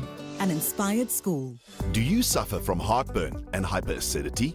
To relieve heartburn for the whole day and night with one tablet, a potent once-a-day treatment which was previously prescription only is now available over the counter. Ask your pharmacist for an over-the-counter, long-lasting heartburn treatment. Brought to you by Sandoz. Before the future happens, it must be discussed. Catch Clement Manyatela's show live from this year's Science Forum happening at the CSIR ICC in Pretoria today. Conversations shaping Africa's future, from health equity and climate resilience to technology transforming everyday life on 702. 702. 702. What's gone viral? With Kabazela. Let's catch up now with the world of viral content. Kabazela, I'm a little in two minds about my feelings of this story. Be careful what you post about your children online. Yeah, morning to you, Bele. I also looked at this and I was like, okay, I can see both sides, but I suppose you need to find a balance if you are one of the parents who post pictures of your children on your social media platforms. And it depends which platform that you would post it on. Because, you know, if you, let's say, for example, if you're posting on Facebook, you can control who you're friends with on Facebook, right? So it could just be family and very close friends. Whereas if you post something on X, anybody can see it, really. So if you are one of those parents who do post your children's pictures, take a listen to this. This is a video that was done by the Data Protection Organization in Ireland. And it's a mom and a dad walking with a child, a little girl, through a shopping mall, and all these random strangers are chatting to the young girl. Let's take a listen. Hi, Ava. Do you know that man?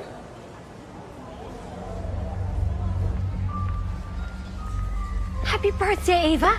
8 already? Look like you'd a ball with your friends. Ah, I see you're back playing football Thursdays, Ava. Hope your dad picks you up on time for once. Every time you share their life online, you risk sharing their personal data with the world. Pause before you post. A message from the Data Protection Commission. Yeah, I get what they're saying, and my worry is that it elevates the concerns around stranger danger, whereas the numbers tell a very different story. The children are most at risk from people around them who know them. So, yes, of course, don't be silly and post their whole life on social media. I understand that and have some restrictions. But at the same time, I know, for example, when my little girl was a lot younger, part of why, and you will have noticed I don't do quite as many posts as I used to, but part of the whole thing, particularly when she was younger, as I was trying to deal with managing an infant and then managing a toddler through the early stages of going to school for the first time, part of it was a journey as a single dad and figuring out what that looked like for me and trying to create a positive identity around fatherhood. And so that's why I did it. But I never put details of what school she went to or anything that could necessarily be traceable. I also accept some of these platforms were in their infancy, and so maybe things have changed. But I just wonder, you might as well say, don't talk to the uncles, don't talk to the sports coaches, do you know what I mean? It's all about balance in my view. I get it, and I agree with you on that. But then there are those parents who share everything about their children and share it to the world. And for me, that can be, a little bit problematic. Oh, tell you what, let's put it out there. How do people feel about posting their bundles of joy on social media? Or are there things you think should simply be kept private? Breakfast with Bongani Bingwa. 8 o'clock, this Eyewitness News brought to you by Checkers, the home of Black Friday, where you can save up to 50% this weekend. This is EWN. Those controversial dockets are back at the Matlala Commission this morning. The National Assembly pushes for Dinky Dube to be Deputy Public Protector. Good morning, I'm Sfiso Zulu. The matter of 121 dockets that were submitted to police headquarters by KwaZulu-Natal Political Killings Task Team will once again take center stage at the Matlala Commission of Inquiry this morning. Acting Deputy National Police Commissioner for Crime Detection, Khosi Sentumule, will appear before the Commission to discuss her role in the handling of the dockets. The dockets were formally handed over to Sentumule in her role as Divisional Commissioner for Detective and Forensic Services in March this year. Oren Singh reports. During her appearance before the Matlala Commission of Inquiry 2 weeks ago, SAPS's head of Serious and Violent Crimes, Mary Motsepe, detailed how Khosi Sentumule, the Divisional Commissioner for the Detective and Forensic Services, informed her she would handle the 121 PKTT dockets. That's when General Sentumule asked me if word I've heard that the PKTT is disbanded. Then I said, I'm not aware. Then he said, all those dockets, they are coming to you. Then I said, it's fine because political killing falls within my mandate. Motsepe says she was instructed to oversee an audit of the dockets, with Justice Mbuyiseli Madlanga questioning why this wasn't done in KZN. Why did the dockets have to come up to head office for that simple process? Sentumule is expected to speak on what input suspended DNC Shadrach Sibia had regarding the transfer of the dockets. Arun Singh, Eyewitness News. President Cyril Ramaphosa's adjustments to the executive will be considered by a Pretoria High Court bench following a day of arguments brought by the MK party. The court yesterday heard the challenge by the party and its leader Jacob Zuma over Ramaphosa's decision to appoint Firoz Kachalia as acting police minister and place Senzo Mchunu on special leave. The party argues that Ramaphosa's move was unlawful, and they've also challenged the establishment of the Matlala Commission of Inquiry that's been investigating alleged police corruption. Khomozo Modise has more. One of the arguments made by the MK party and its leader, former President Jacob Zuma, is that President Cyril Ramaphosa cannot set up a judicial commission of inquiry to investigate the allegations made by General Nhlanhla Mkhwanazi because the general made allegations against the judiciary. Zuma's lawyer, advocate Dalim Pofu. What you cannot do is to appoint the deputy head, the deputy head of the judiciary. Just like you cannot appoint the deputy head of Ekurhuleni Metro. Zuma's also taken issue with former police minister Senzo Mthulu's fate being left to the outcome of the Matlala Commission. The Matlala Commission must not be mistaken for the Mthulu inquiry. It is not like the Chauke inquiry that is taking place right now, chaired by Justice Nkabinde, whose function is to look into the culpability. Judgment in the matter has been reserved and the full bench will inform the parties once a decision has been made. Eyewitness News, Pretoria. After months of procedural wrangling within the Justice Portfolio Committee, the National Assembly has finally endorsed Dinky Dube to be appointed as Deputy Public Protector. The post has been vacant for more than 2 years after current Public Protector Koleka Galega was first called upon to act in the position before her permanent appointment. While parties across the spectrum have supported Dube's nomination, the protracted process has earned MPs a stern rebuke from National Assembly Speaker Togo Didiza. Lindsay Dentlinga takes a look. The Sixth Administration first set about interviewing candidates for the role of Deputy Public Protector in March last year.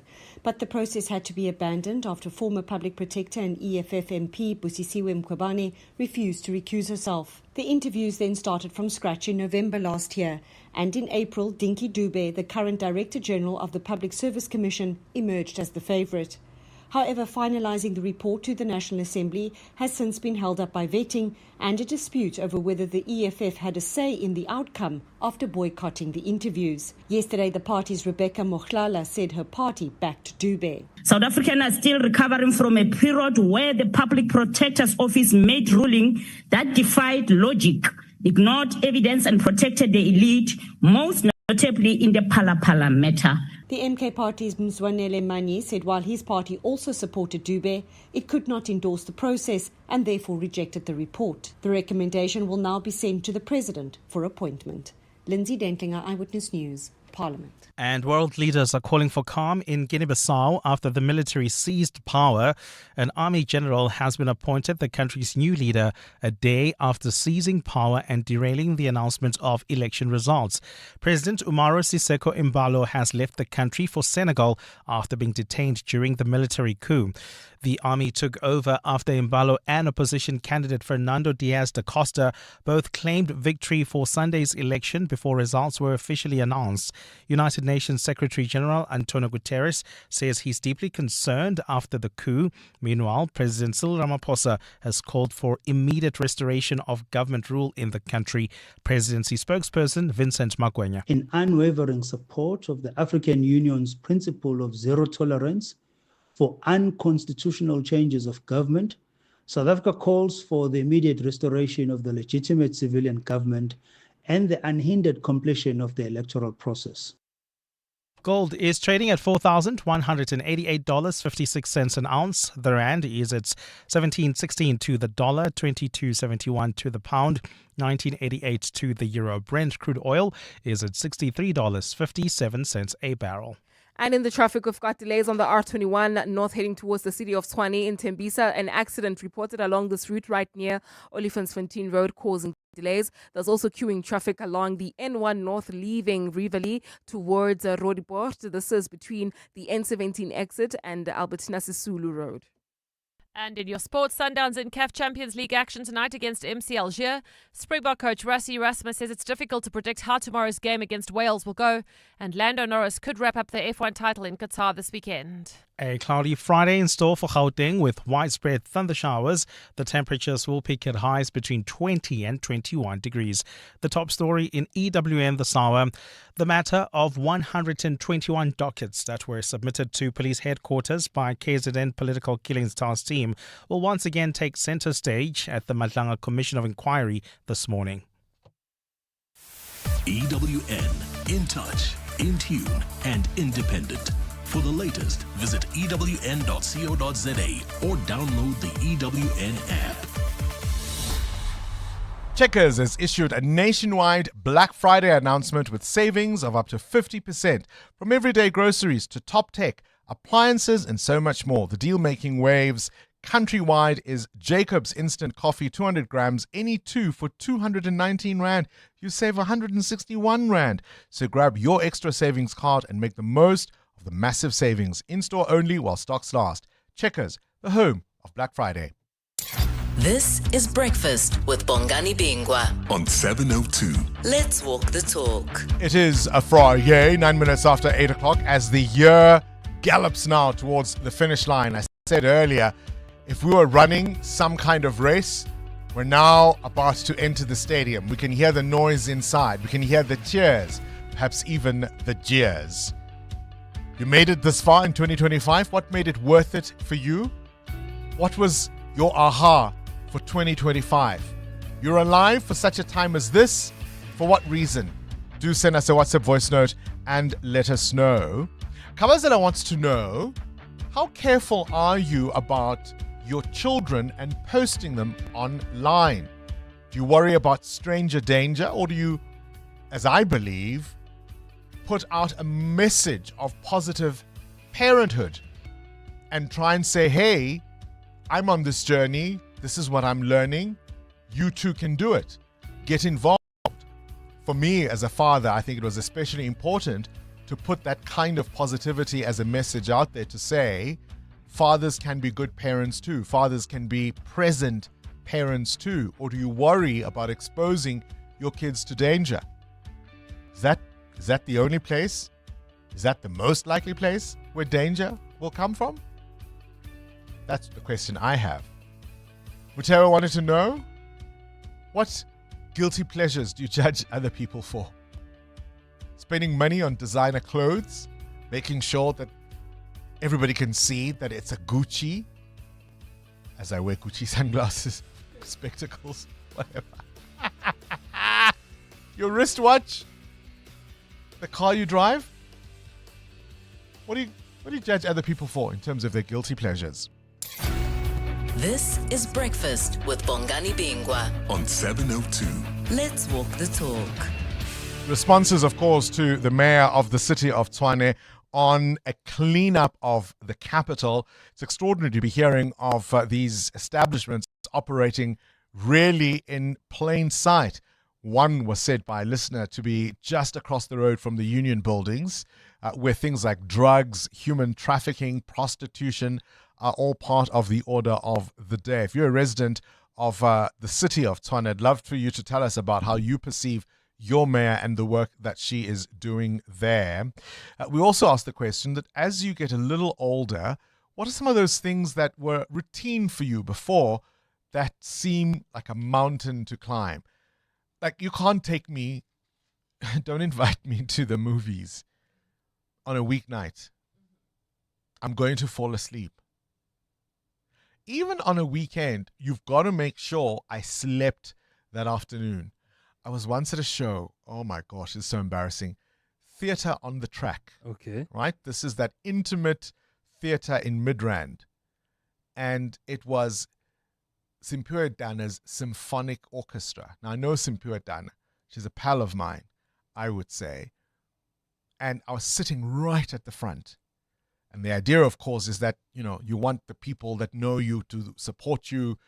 You want that eye contact. What was Bongani Bingwa doing? So rude, man. It wasn't intentional. I know if I'm going to agree to something like that, for example, today, doing absolutely nothing, staying at home, going to bed. I'm going to put on my mask, my clay mask, do my face, maybe take a nice bath and go to bed. So your Fridays at a aren't decent the same I'm anymore. doing nothing this Friday. Because tomorrow I'm going to that show at the Linda Auditorium. The one with the symphony and the stars and the black holes. I'm going to see that show. And afterwards, a friend of mine has a ticket for something at Brahm. So I've got to take it easy. Keep a can of Red Bull handy. I won't need it because I will have behaved. You see what I mean? I now know who I am, so I plan my weekends. Amo? What was routine for you that now you go, oof? I used to go to bed very late, Bongani, around the AMs, 1 a.m., 2 a.m. I would be reading, watching the news, watching a movie, and I would go to bed and manage to wake up at like 7 a.m. or even if I have to do an early shift, I would manage to wake up early. But right now, I promise you, 8 o'clock, it's the latest I can stay up. Yeah. I have to be in bed by at least 8 o'clock. Otherwise, I won't. Trouble. Yeah. Trouble. Patel? Very simple for me. Something I used to do without thinking is stand up very quickly. Now you make that sound like, hey, when you stand up, that's when you know what So I had back issues some weeks ago, and I still wrestle in my mind as to whether, can I just get up, or do I need to hold on to something? You don't want to do your back right now on the show. Please sit down. Heavens forbid. Let's talk. We're listening. Regarding sharing details of your children's lives on social media, I think what a lot of people forget is that stuff stays there forever. That is the beginning of that child's digital footprint. We have seen with the chat room functions on social media that child predators use personal information like that to gain trust with children that don't know any better. And if a parent is sharing that information online, even if it's 8 years before that child gets their own social media account, that stuff is still online, that's still there. That can create false rapport between a child predator and the child that's now got their own social media account. Hi, Bongani. This is Castro from Eden Vale. The people who love posting on the social media, they will always have a reason, like sort of defending why are they posting. Like you like to post. That's why it's about this thing. Not like it's not the kids are not in danger with the people they know or something like that. They are, but we are talking about just posting everything unnecessary. That will cause whatever Kabazela was saying. But people who post a lot, they will always be defensive. But nice show anyway. Maybe you ought to start posting. Hey? Maybe you ought to start. I mean, what is even your necessary might not be somebody else's. Your unnecessary might be necessary to somebody else. Do you know what I mean? But guys, it's everyday life. It's your family. It's a happy moment. It's a birthday. It's nothing really out there, you know? And sometimes you store it there because, one, you don't want to forget about it. Two, later on, you'll come back to see that memory, and it's so beautiful to see it again. Do you know how grateful they are as they grow up when you show them pictures of themselves when they were 2 years old, when they were 5 years old? And it's just, there's this, what did Kabazela used to call it? They get goosies about some of those moments because they're like, oh my gosh, was I this silly or busy or cute or interesting or whatever? I understand the dangers of predators and all of these things. I'm not saying that isn't a reality. But gosh, can't we take a chill pill? Hi, good morning, Bongani. Nora here in Heidelberg. Talking about people who disappeared. My sister's son, who was 26 at the time, disappeared in 2022. He just got his first job and he bought his first cell phone that he bought for himself on his first salary. And he was mugged in the CBD on his way home. And he decided to follow the robbers. And he was never seen since then. And since that happened, my sister has never been the same. Her body is here, but her mind is no longer here since that happened. So it's been horrible for the family. He's never been seen then. The police have no clues as to what happened to him. It's been since 2022. So yeah, it is absolutely devastating for a family. At least when you know if the person died or you buried them, when you don't know, it's just a wound that just never heals. I can well imagine. We were talking about Mexico City wants to exhume over 6,000 bodies. They essentially just throw missing people into mass graves because nobody can identify them. Now with improved DNA tracing techniques, they want to exhume some of those bodies to see if perhaps they can link them to the cases of missing persons. But for over decades, they just buried them and they would pile up the bodies in one simple grave in different parts of the city, and they're now reversing that. And I asked the question, have you had a loved one disappear and nobody's ever heard from him and it's been years later and no one knows what happened to him or her? EWN Traffic. 18 after 8. Let's catch up with the roads, Amo. Well, Bongani, some of the roads are clearing of traffic now. If you're traveling out of Nechirena, there's a slight backup towards the Deep Kloof interchange, and then also, of course, on the M1 North as well towards the Joburg CBD. Now you've got delays between the Crown Turnoff and Car Street. But then, if you're heading towards the city of Tshwane, please be on the lookout for some delays on the R21 North approaching Olifantsfontein Road. I'll have more updates coming up. Do stay tuned. There's more EWN on air, online, and on the EWN app. This is Breakfast with Bongani Bingwa on 702. Let's walk the talk. It's 19 minutes after 8 o'clock. The G20 Correspondence Desk on 702, proudly brought to you by RMB and FNB, divisions of First Rand Bank Limited. As you'll know, of course, Africa's role in the global economy rapidly evolving. We've got this young population rapidly urbanizing and most interestingly, adopting digital technology. Today, we're joined by the chief economist at RMB, Isaiah Mhlanga, to chat to us about the findings of their new report, Continent at a Crossroads, Africa's Place in the World, Today and Tomorrow. What do investment opportunities on this continent look like, say, even 10 years from now? What key trends can we anticipate? And how can the continent leverage on its resources, its demographic advantages, and technology to tell perhaps a different story about ourselves? Always a pleasure to have you on this program. Thank you for your time. Always a pleasure to be with you, Bongani. I'm pleasantly surprised. I thought we were just going to chat on the phone, so it's great to see you in person. One of the key talking points, both, I suppose, in the B20 most specifically, but in the G20 overall, is this idea of narrative, right? And the story that is told of the continent. And that can play out in all sorts of ways, whether it's rating agencies, whether it's our debt burden and how we are perceived in terms of risk, for example. It's time for new stories about Africa.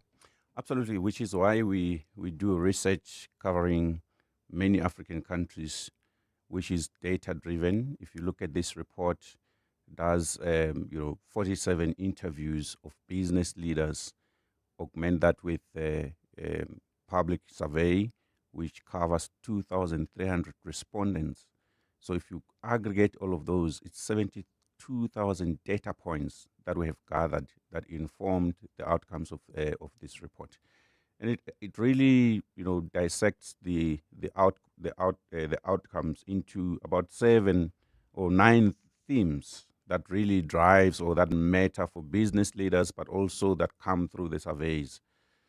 I talked about a different narrative for Africa. What picture is emerging? Look, it is a continent at a crossroads, as the title of the paper says. It's a continent that has massive opportunities, where decisions that are made today will have significant, implications. As it stands, it suggests in a positive direction across various levels of analysis, whether be it building institutions, whether be it investment. Given the global reorientation and fracturing that's taking place, Africa is finding its place in terms of attracting investment. You can think about critical minerals, for instance. Many countries offshore, they are making infrastructure investments to access those critical minerals. So that is just one of the opportunities that we see. What are we doing to change even that picture, right? Because most of what we've seen when it comes to our natural resources has been extraction, right? How do we change the value of those resources in terms of the beneficiation process occurring on the continent so that we then are the exporters of manufactured goods versus them being bought cheaply and turned into things we can't even buy? There are a few industrialists, but there are also many that are emerging. You can think about Dangote in Nigeria, in cement, in oil, in manufacturing. That's mushrooming across the continent. You can also think about Morocco in its automotive industry. They have massive or a significant investment in terms of battery storage that is renewable energy. And we can talk about many other countries where we are seeing a significant investment which leverage the underlying minerals that we have. We often get told about the demographics and this youth dividend, and with many first world economies now having aging populations, that's often presented as an opportunity for the continent. But without skills, will that be a missed one? Absolutely. Without skills, opportunity can turn into a potential, environment where we can see civil unrest unfold. We know in North Africa in the mid-2010s, we saw significant civil unrest with unemployment rates of 15%, which means this youthful population that we have, yes, it's an opportunity if we invest in critical skills, but also we do have an opportunity now, given the digitization that's taking place. It's far more easier to impart those skills using digital technology than we have before. And often young people drive that adoption themselves, right? They don't need to be taught the technology. They're often innovators and inventors themselves. Are there exciting things you're seeing in that space? Absolutely. I mean, think about Kenya. They are exporting some of these digital skills, essentially people that sits in other countries, outsourcing, programming, jobs into people that sit in Kenya. Don't have to actually to travel into that particular country to get those jobs done. So we are seeing Kenya the next Silicon Valley or Africa's Silicon Valley? I think it has, the potential, but Cape Town is driving a lot of that investment in tech as a city.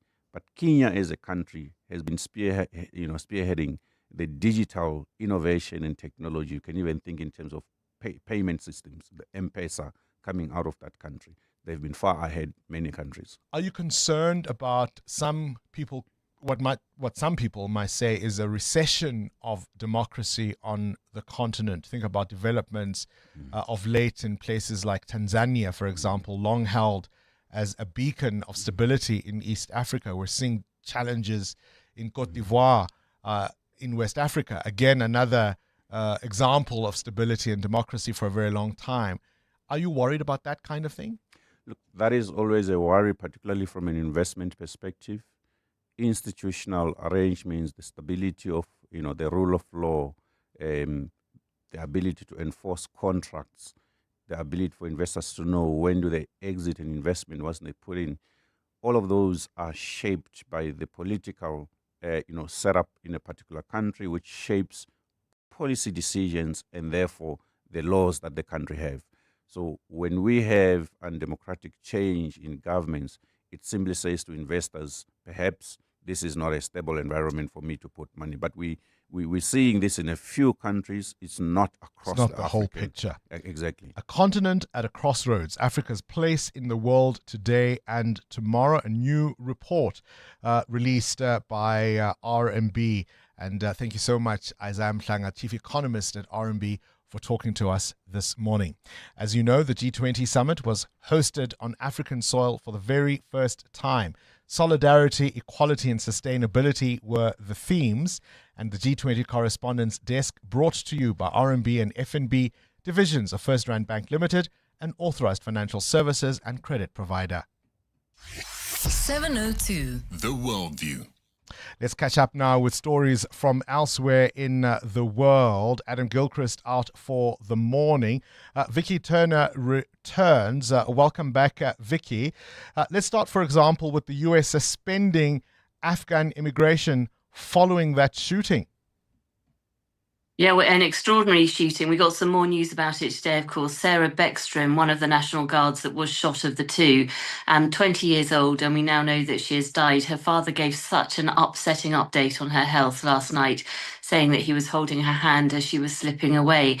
We know that Andrew Wolf, who's the other National Guardsman who was shot, who is 24 years old, is also now fighting for his life. As you say, the US has now suspended processing all immigration requests from Afghanistan. Donald Trump has called this an act of terror and vowed to remove foreigners from any country who don't belong here, in his words. We know that this man who is the suspect is called Ramanullah Lakhanwal. Now, he came from Afghanistan in 2021 under the US's Operation Allies Welcome, a program when they pulled out of Afghanistan, and they pulled people across to America who had worked for the US military. We also know that this man worked for the CIA, basically, in Afghanistan, so worked for an extremely elite unit. What's not so clear now is why he's committed this crime. He travelled 500 miles to do so. He shot 2 guardsmen. He doesn't seem very remorseful at all. So we wait and see. But as you say, Trump has now said that the US must re-examine every single alien, as he calls them, who's entered their country. He's looking at green cards granted to and applications from 91 countries. So it gives him license, really, to do what he has wanted to do, which is, relieve the USA of migrants. Yeah, it was the reason he was waiting for excuse, some others might say. Right, now what might Trump do if the aliens come, the real aliens this time? Vicky? I don't think they're quite aliens, but this is an amazing phenomenon. It's a red halo. It's a mysterious red halo that appeared over a small Italian town. Now, it's the second time it's happened there in 3 years, and it's the second time the same photographer has captured it. Have you ever seen the Northern Lights? Yes, indeed. Yeah, the Northern Lights are absolutely beautiful, and it's kind of similar but much quicker. The Northern Lights, if you've ever seen them, sort of hang around and they look incredible. This red halo is only there for 1,000th of a second. That's miles quicker than you even blinking your eye. This guy in this Italian town in the foothills of the Italian Alps has his cameras all set up to try and catch this. And like I say, he's caught it for a second time. What is this red halo? Well, as far as we know, it's something called an ELV, which was first discovered by NASA in the 1990s. And how do they happen? When powerful lightning bolts send electromagnetic pulses into the upper atmosphere, that's what it results in, this beautiful red halo. But nobody is quite sure because, as I say, NASA only discovered them in the 1990s, so still a relatively new phenomenon. Vicky Turner with this morning's Worldview. EWN Business. Right, let's round up this Friday's business. The number of the day, Muteo Kharipe, 27 Rand. Or thereabouts. Around about 27 Rand 50 at market close. That was the share price of Cell C as they made their debut on the Johannesburg Stock Exchange, welcoming them amongst the big boys. Of course, in terms of telecoms, they have now joined the likes of MTN, Vodacom and Telkom. 24 years after it first launched, Cell C has finally made its IPO. Its market capitalization is now valued at just over 9 billion Rand. By market close yesterday, about 252,000 shares had exchanged hands, valued at nearly 7 million Rand. The move adds to the JSE's growing pipeline in new listings and signals of fresh activity in the telecoms sector. Give me a market roundup. Where's the Rand? Well, the market was weaker, and so is the Rand at this hour at 17 Rand 16 cents, at 19 Rand 87 against the Euro, and at 22 Rand 69 cents against the British pound. Price of gold at $4,183 an ounce, up 0.5% this morning, with platinum at $1,637. Brent crude at $63.14 a barrel. Stephen Grotes with more this afternoon. Let's go straight to the news desk and Sfiso Zulu, more on what some call the Orange Man. Bongani, good morning. US President Donald Trump says he plans on suspending migration from what he calls our third world countries a day after an Afghan national allegedly shot 2 National Guard soldiers in Washington near the White House.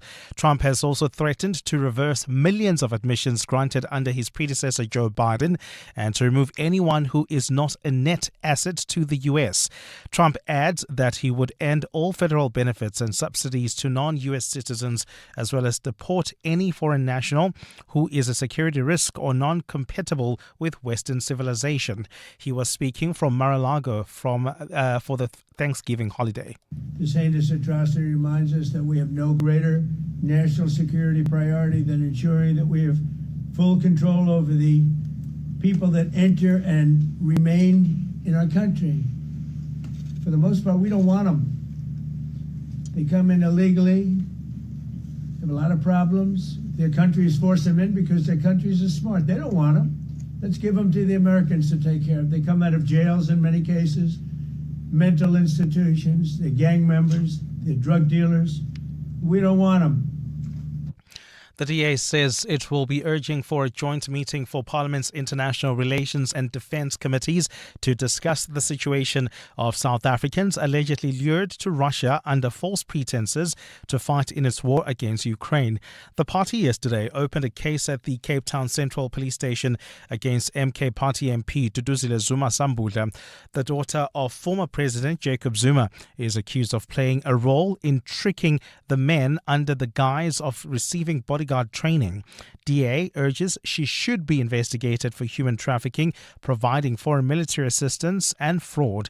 The DA's Ryan Smith says his party is also considering lodging a parliamentary ethics complaint against Zuma Sambula. It's a very, very serious violation, not just of domestic law, but it's quite a worrying sign, I would say, from a political party to have such close ties with a maligned, illiberal actor on the international stage like Russia. And I think the question begs is, what is the relationship between Mkhonto Wesizwe and Russia, to the point where their members of parliament are recruiting ordinary South African civilians to go and fight on behalf of Russia. Meanwhile, the party has also criticised the International Relations Department for its apparent silence on the matter, but spokesperson Crispin Piri says the matter is under investigation by the Hawks, which the department respects.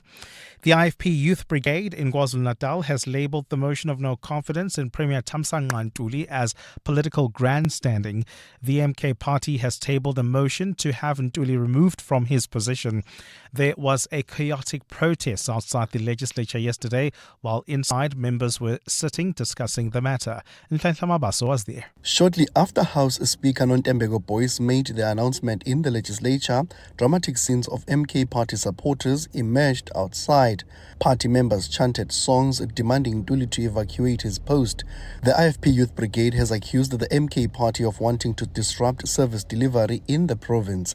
It says the demonstration, while there is a pending motion, was reckless. The motion will be held in a hybrid sitting in 2 weeks, and voting will be done through a secret ballot. Nhlanhla Mabaso, Eyewitness News, Durban. And the number of people killed in Hong Kong's worst fire in decades has risen to 94. Authorities say the blaze has been contained to 4 of the complex's almost 2,000 units more than 36 hours after the blaze broke out. They will now conduct search and rescue operations in response to 25 remaining requests for help and break into all the flats. Some people are still unaccounted for. Police have begun investigating what sparked the blaze as Hong Kong's worst fire in almost 80 years, including the presence of bamboo scaffolding and plastic mesh wrapped around the structures as part of a major renovation. A cloudy Friday in store for Gauteng with showers this morning. The temperatures will peak at highs between 20 and 21 degrees. And in the traffic, we've got an accident in Edenville along the N12 West, right near Edenville Road. It's causing delays coming out of Barber Road. Please be on the lookout, rather coming out of Craft Road. Please be on the lookout there while traveling on the N3 North. Delays between the Kirulis Interchange and Van Buren Road. The top story this hour, U.S. President Donald Trump says he plans on suspending migration from what he calls our third world countries a day after an Afghan national allegedly shot 2 National Guard soldiers in Washington near the White House. Let me get this right, Ron. You're a plumber by day and Pretoria's smoothest wedding DJ by night. Yeah, it started out as a passion and now I've got bookings until December. And a smoke machine that needs its own seatbelt. And you sold your car to buy a van through We Buy Cars. Brew, it was music to my ears. Zero admin, no long queues. They pulled in, checked it out, and before I knew it, I had cash in the bank. Now that's a banger. We Buy Cars. Geared for your passion, geared for you. Whether it is a CCMA referral, problems with a mechanic, unfair blacklisting, or an uncontested divorce, Clientele Legal offers professional legal services to all South Africans. Our plans are affordable, and you receive up to 745,000 rand worth of legal services per year. We cover civil, criminal, and labor-related matters. Our nationwide legal teams are standing by to support you 24 hours a day. Plus, all plans include a 5,000 rand bail benefit. Join today. SMS LEGAL to 48721. That's legal to 48721. Clientele General is an authorized FSP and licensed non-life insurer. T's and C's online. Standard rates apply. Hi, this is Carol Shabalala, Hollywood Bet's brand ambassador. It's more fun when it's for fun. Playing responsibly is always a winning strategy. If you or someone you know needs help, call the South African Responsible Gambling toll-free counseling line on 0800 006 008 or WhatsApp help to 076 675 0710. Hollywood Sportsbook is a licensed betting operator. Hollywood Bet supports responsible gambling. No persons under the age of 18 years are permitted to gamble. Winners know when to stop. Brilliant ideas are born every day across Africa, but to become breakthroughs, they need the right home. Well, Wits University is answering that call with the Wits Bio Hub. This is Africa's first fully integrated bedside to bench to breakthrough campus. You can catch 702 in conversation with Wits University on 702 Drive with John Pearl. It's happening on Tuesday, the 2nd of December. They'll be discussing groundbreaking technologies from the Wits Bio Hub with Professor Glenda Gray. It's a 28,000 square meter of world-class science innovation working to turn discovery into impact for good. Don't miss it on 702. 702. WhatsApp Bongani on 072 702 1702. Hi, Bongani. About people disappearing. I'm 33 years old this year. My father disappeared when I was in grade 3. I mean, at the time, there was this ad on the newspaper. I don't know if they still have it, probably do. We posted him on the ads, tried to find him. His family, nobody knows what happened to him. It really... like the one voice note said, it's so much better when you know that a person died. Growing up with that hope that what if one day I bump into him. Morning, Bongani. My sister was taken by a social worker at Charlotte Matlala Hospital to one of the homes or hospice in East Rand. When I phoned her on the 7th of December, because I was from hospital because of COVID, she dropped the phone on my ear. She did it again this year. All these years, I've tried so many places. I'm not even sure whether she's alive or not. Even this year, she did the same. I don't know what's wrong with her. I don't even know where to report her, where to start. This thing Kabazela has triggered me now.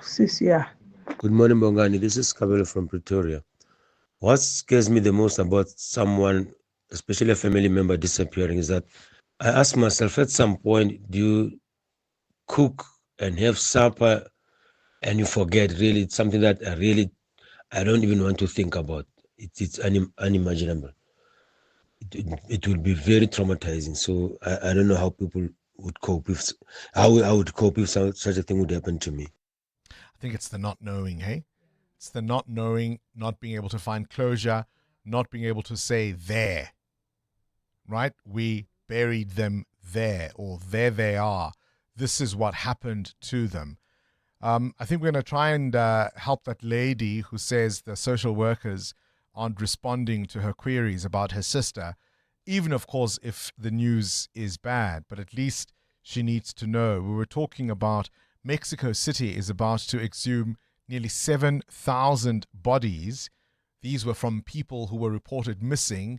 No one ever identified them, and they've been able to now, with DNA tracing, they say they're better able to link them to perhaps cases of reported missing persons.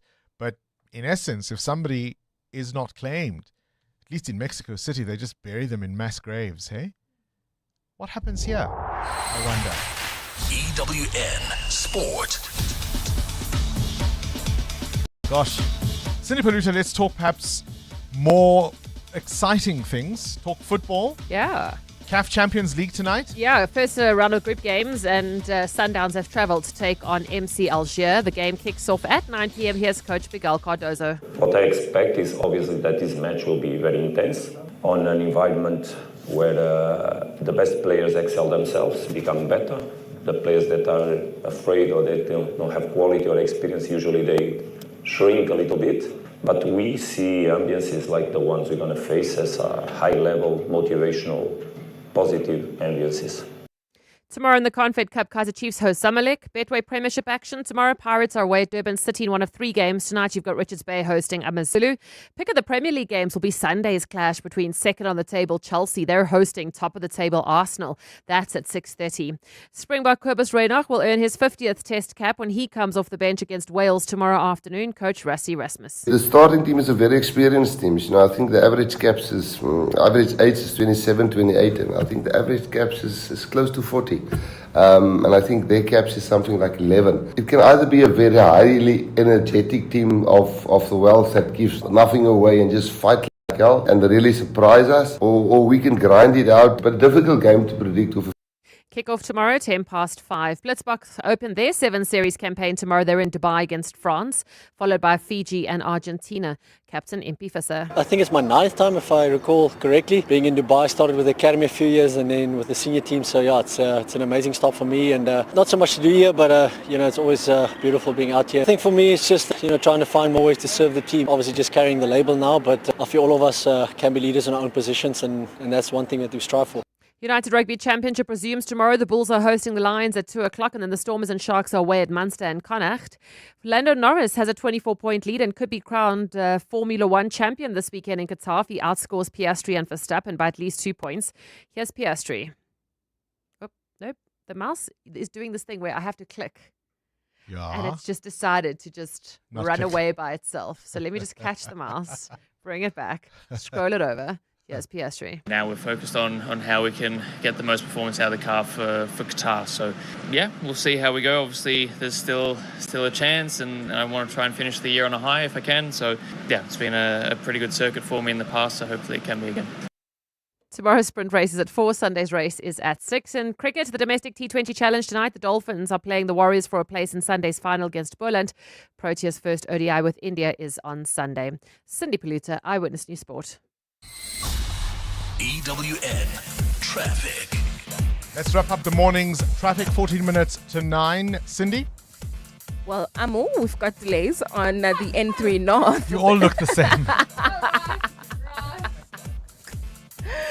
Oh dear, I apologize, Amo. It's a Friday. It's cool, Amo Palucha, I Bongani. apologize. We've got delays on the N3 North between Marlborough Drive and the Baklu interchange, and that's due to roadworks. There's also queuing traffic along the N1 North. More roadworks are causing delays here approaching Winnie Mandela Drive and then heading towards the city of Tshwane. Delays on the R21 North right near Olifantsfontein Road. I'll have more updates at the top of the hour. Do stay tuned. There's more EWN on air, online, and on the EWN app. Some events show the world and others show you what it could be. South Africa's future is built by thinkers, creators, communities, and curious minds pushing for smarter, more sustainable solutions. 702 is stepping right into the heart of that momentum. So, the Clement Matlala Show is live from the 2025 Science Forum South Africa, and it's happening at the CSIR ICC in Pretoria today. Celebrating its 10th year, the Science Forum South Africa is a crossroads of science, innovation, and society. The idea is to unite students, researchers, decision makers, and citizens from across the continent. The Clement Matlala Show live from the 2025 Science Forum South Africa today. Mzansi, get ready to panda Pusha Play Powerball and Powerball Plus for 65 million rand in total estimated jackpots this Friday. That's right, play Powerball for an estimated 57 million rand. And Powerball Plus for an estimated 8 million rand today. Buy your tickets now in store on nationallottery.co.za, the mobile app, cell phone banking, or simply dial *120 *7529# for USSD. Panda Pusha Play. Players must be 18 years old or play responsibly. E2 is a proud operator of the National Lottery. You are not dreaming. You are repeating. Insurance, pineapple. Insurance, pineapple. Insurance, pineapple. Insurance, pineapple. Pineapple FSP 48650 is underwritten by Omart Insure Limited. a licensed non-life insurer and authorized FSP. Bring your daydreams to life with Norwegian Cruise Line, sailing to over 400 exciting destinations around the world on 21 spectacular ships. Explore iconic landmarks in Europe, hot islands in the Caribbean, and much more. When it comes to dream holidays, think NCL. For the best cruise deals, visit ncl.com or contact your travel agent. Restrictions apply. Coming up on the Clement Manyatela Show on 702. Clement Manyatela ready for us at the CSIR ICC in Pretoria this morning. You're talking the future today, Clement? Yes, indeed, Bongani. Good morning to you. This is where the Science Forum South Africa is taking place here at the CSIR International Convention Center. This is a forum that serves as a large open public platform for debating the science. We're talking the society and where they interface. So we're going to be bringing you the latest from here throughout the show. But on the 702 open line, we start off with a discussion around Ket Matlala's testimony yesterday. I want to ask the listeners if they think it was worth it. Does it really go far in helping the committee get to the bottom of the truth in as far as General Nhlanhla Mkhonazi's allegations are concerned? And then I'm going to ask the listeners about the job of the NDPP. The Minister of Justice, Mamuluku Kubai, told me last night that people don't seem to be interested in the job. Out of the 32 applications, only 6 met the minimum criteria. I want to ask the listeners if there are jobs that they never would want to do. And then at 10 o'clock, we do Across the Desk feature. Today I'm hosting journalists who have been covering the testimony of Ket Matlala. We'll look at some of the key things that have come out of it. And then we wrap up the show at 11 o'clock with our relationship feature. We're discussing bad sex and how to recover from that. All right, the Clement Manyatela Show between 9 and 12. To celebrate 25 years of helping you live the Premier life, FNB Premier is giving you a chance to win a 14-day European tour experience and other cool monthly prizes. Open any FNB Premier account from September to 31 December 2025. Switch your salary, swipe or tap a minimum of 2,000 Rand per month for 3 months straight. Spend and win with FNB Premier. FNB, help changes everything. TCs and competition rules apply. FNB, a division of First Rand Bank Limited, an authorized financial services and credit provider. As an FSCA regulated broker, Prime XBT gives you the confidence to trade market volatility your way. Enjoy low trading fees, advanced tools across crypto futures and CFDs, and VIP discounts of up to 70% available to new traders. Take advantage of free deposits and withdrawals with crypto options and local South African payment methods. Prime XBT, empowering traders to succeed. Trade responsibly. Trading comes with risk. Do you suffer from heartburn and hyperacidity?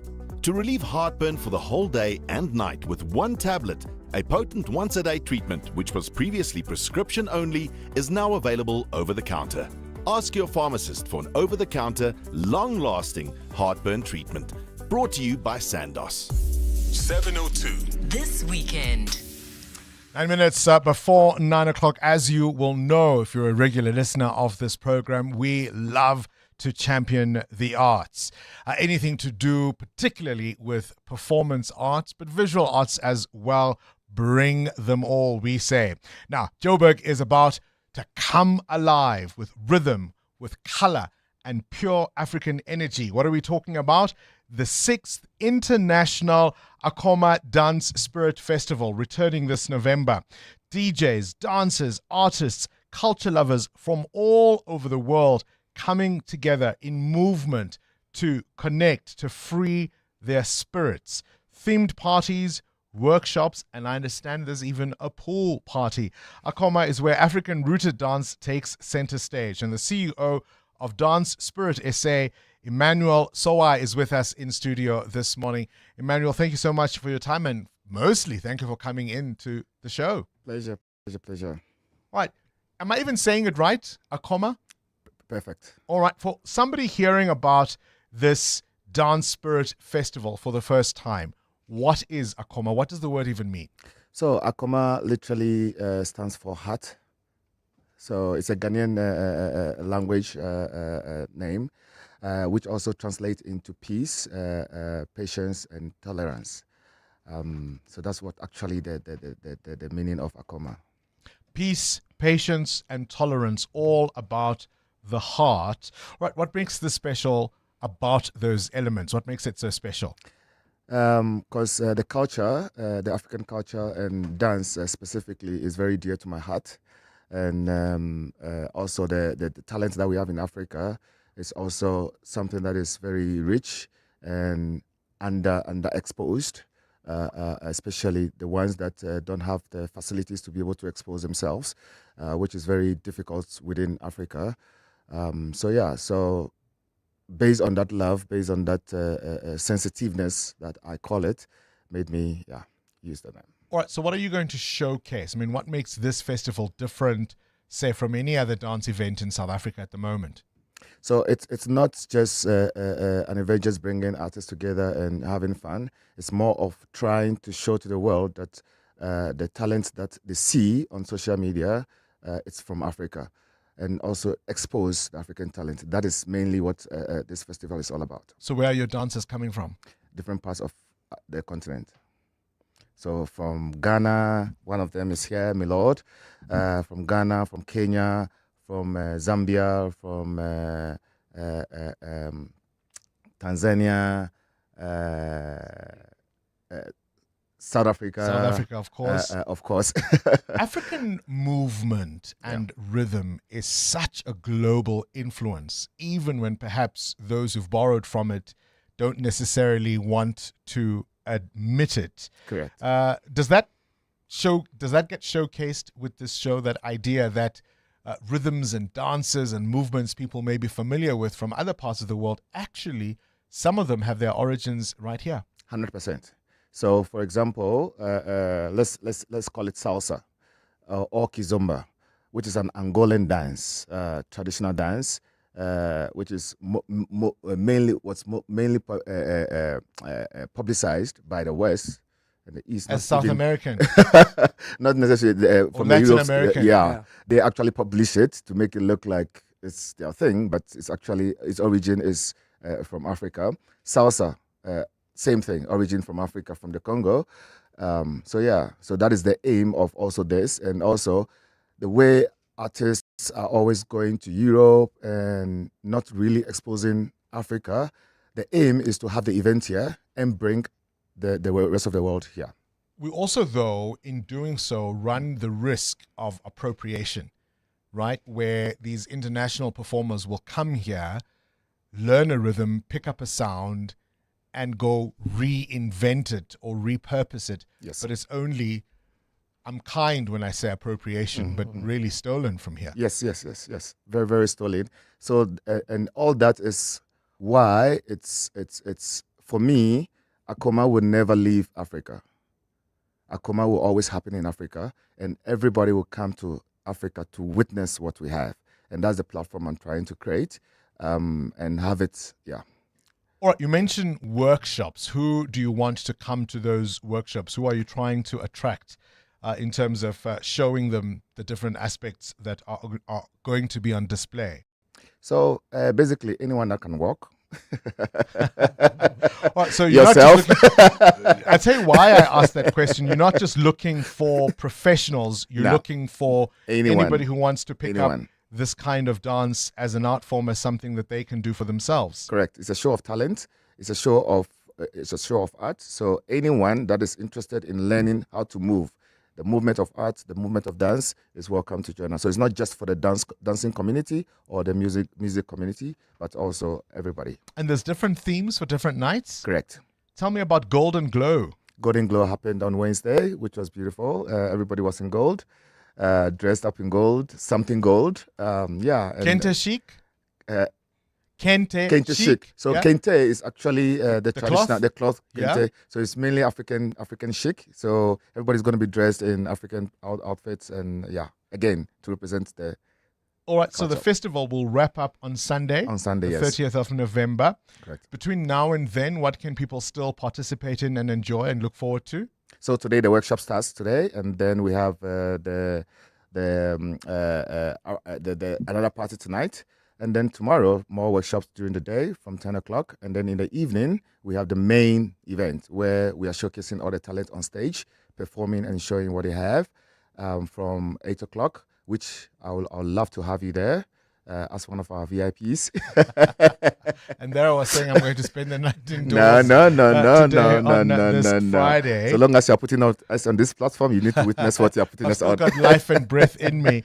And then on Sunday we have the workshops as well, and then the last event, which is the pool party till 2 a.m. All right, Akoma Dance Spirit Festival is where you can catch them on Instagram, on Facebook, International Akoma Dance Spirit Festival. And of course, they've got their own website, akomafestival.com. And I'd imagine that's where you would be able to get tickets if you want to come along. Correct, and also other entrants as well. All right, that's how you get tickets to come to enter. As I say, 3 more days of dance, of color, of rhythm, of culture, and perhaps my favorite word, connection. The idea that we're all one people, we come together in different ways, we have a shared culture, we have a shared history, but most importantly, we have a shared future. And destiny. 702 podcasts are on 702.co.za. Gosh, look at the time. That brings us to the end of this edition of 702 Breakfast. Just talking there to Emmanuel Sowa, the CEO of Dance Spirit SA. So if you're looking for something to do this weekend, that might be on your list. Clement Manyatela coming up next, talking to us from the CSIR ICC in the middle of the capital. Also reflecting on what we heard from Vusumuzi Cat Matlala yesterday, talking to those members of parliament. We'll delve into some detail in ways perhaps we can't, but stay listening for that open line. No doubt the discussions will be fiery. You have yourselves a fantastic weekend. I'll see you bright and early on Monday morning. It's 9 o'clock. This is EWN. Good morning, I'm Sfiso Zulu. The matter of 121 dockets that were submitted to police headquarters by the KwaZulu-Natal Political Killings Task Team will once again take center stage at the Matlala Commission of Inquiry this morning. Acting Deputy National Police Commissioner for Crime Detection, Kosise Ntumele, will appear before the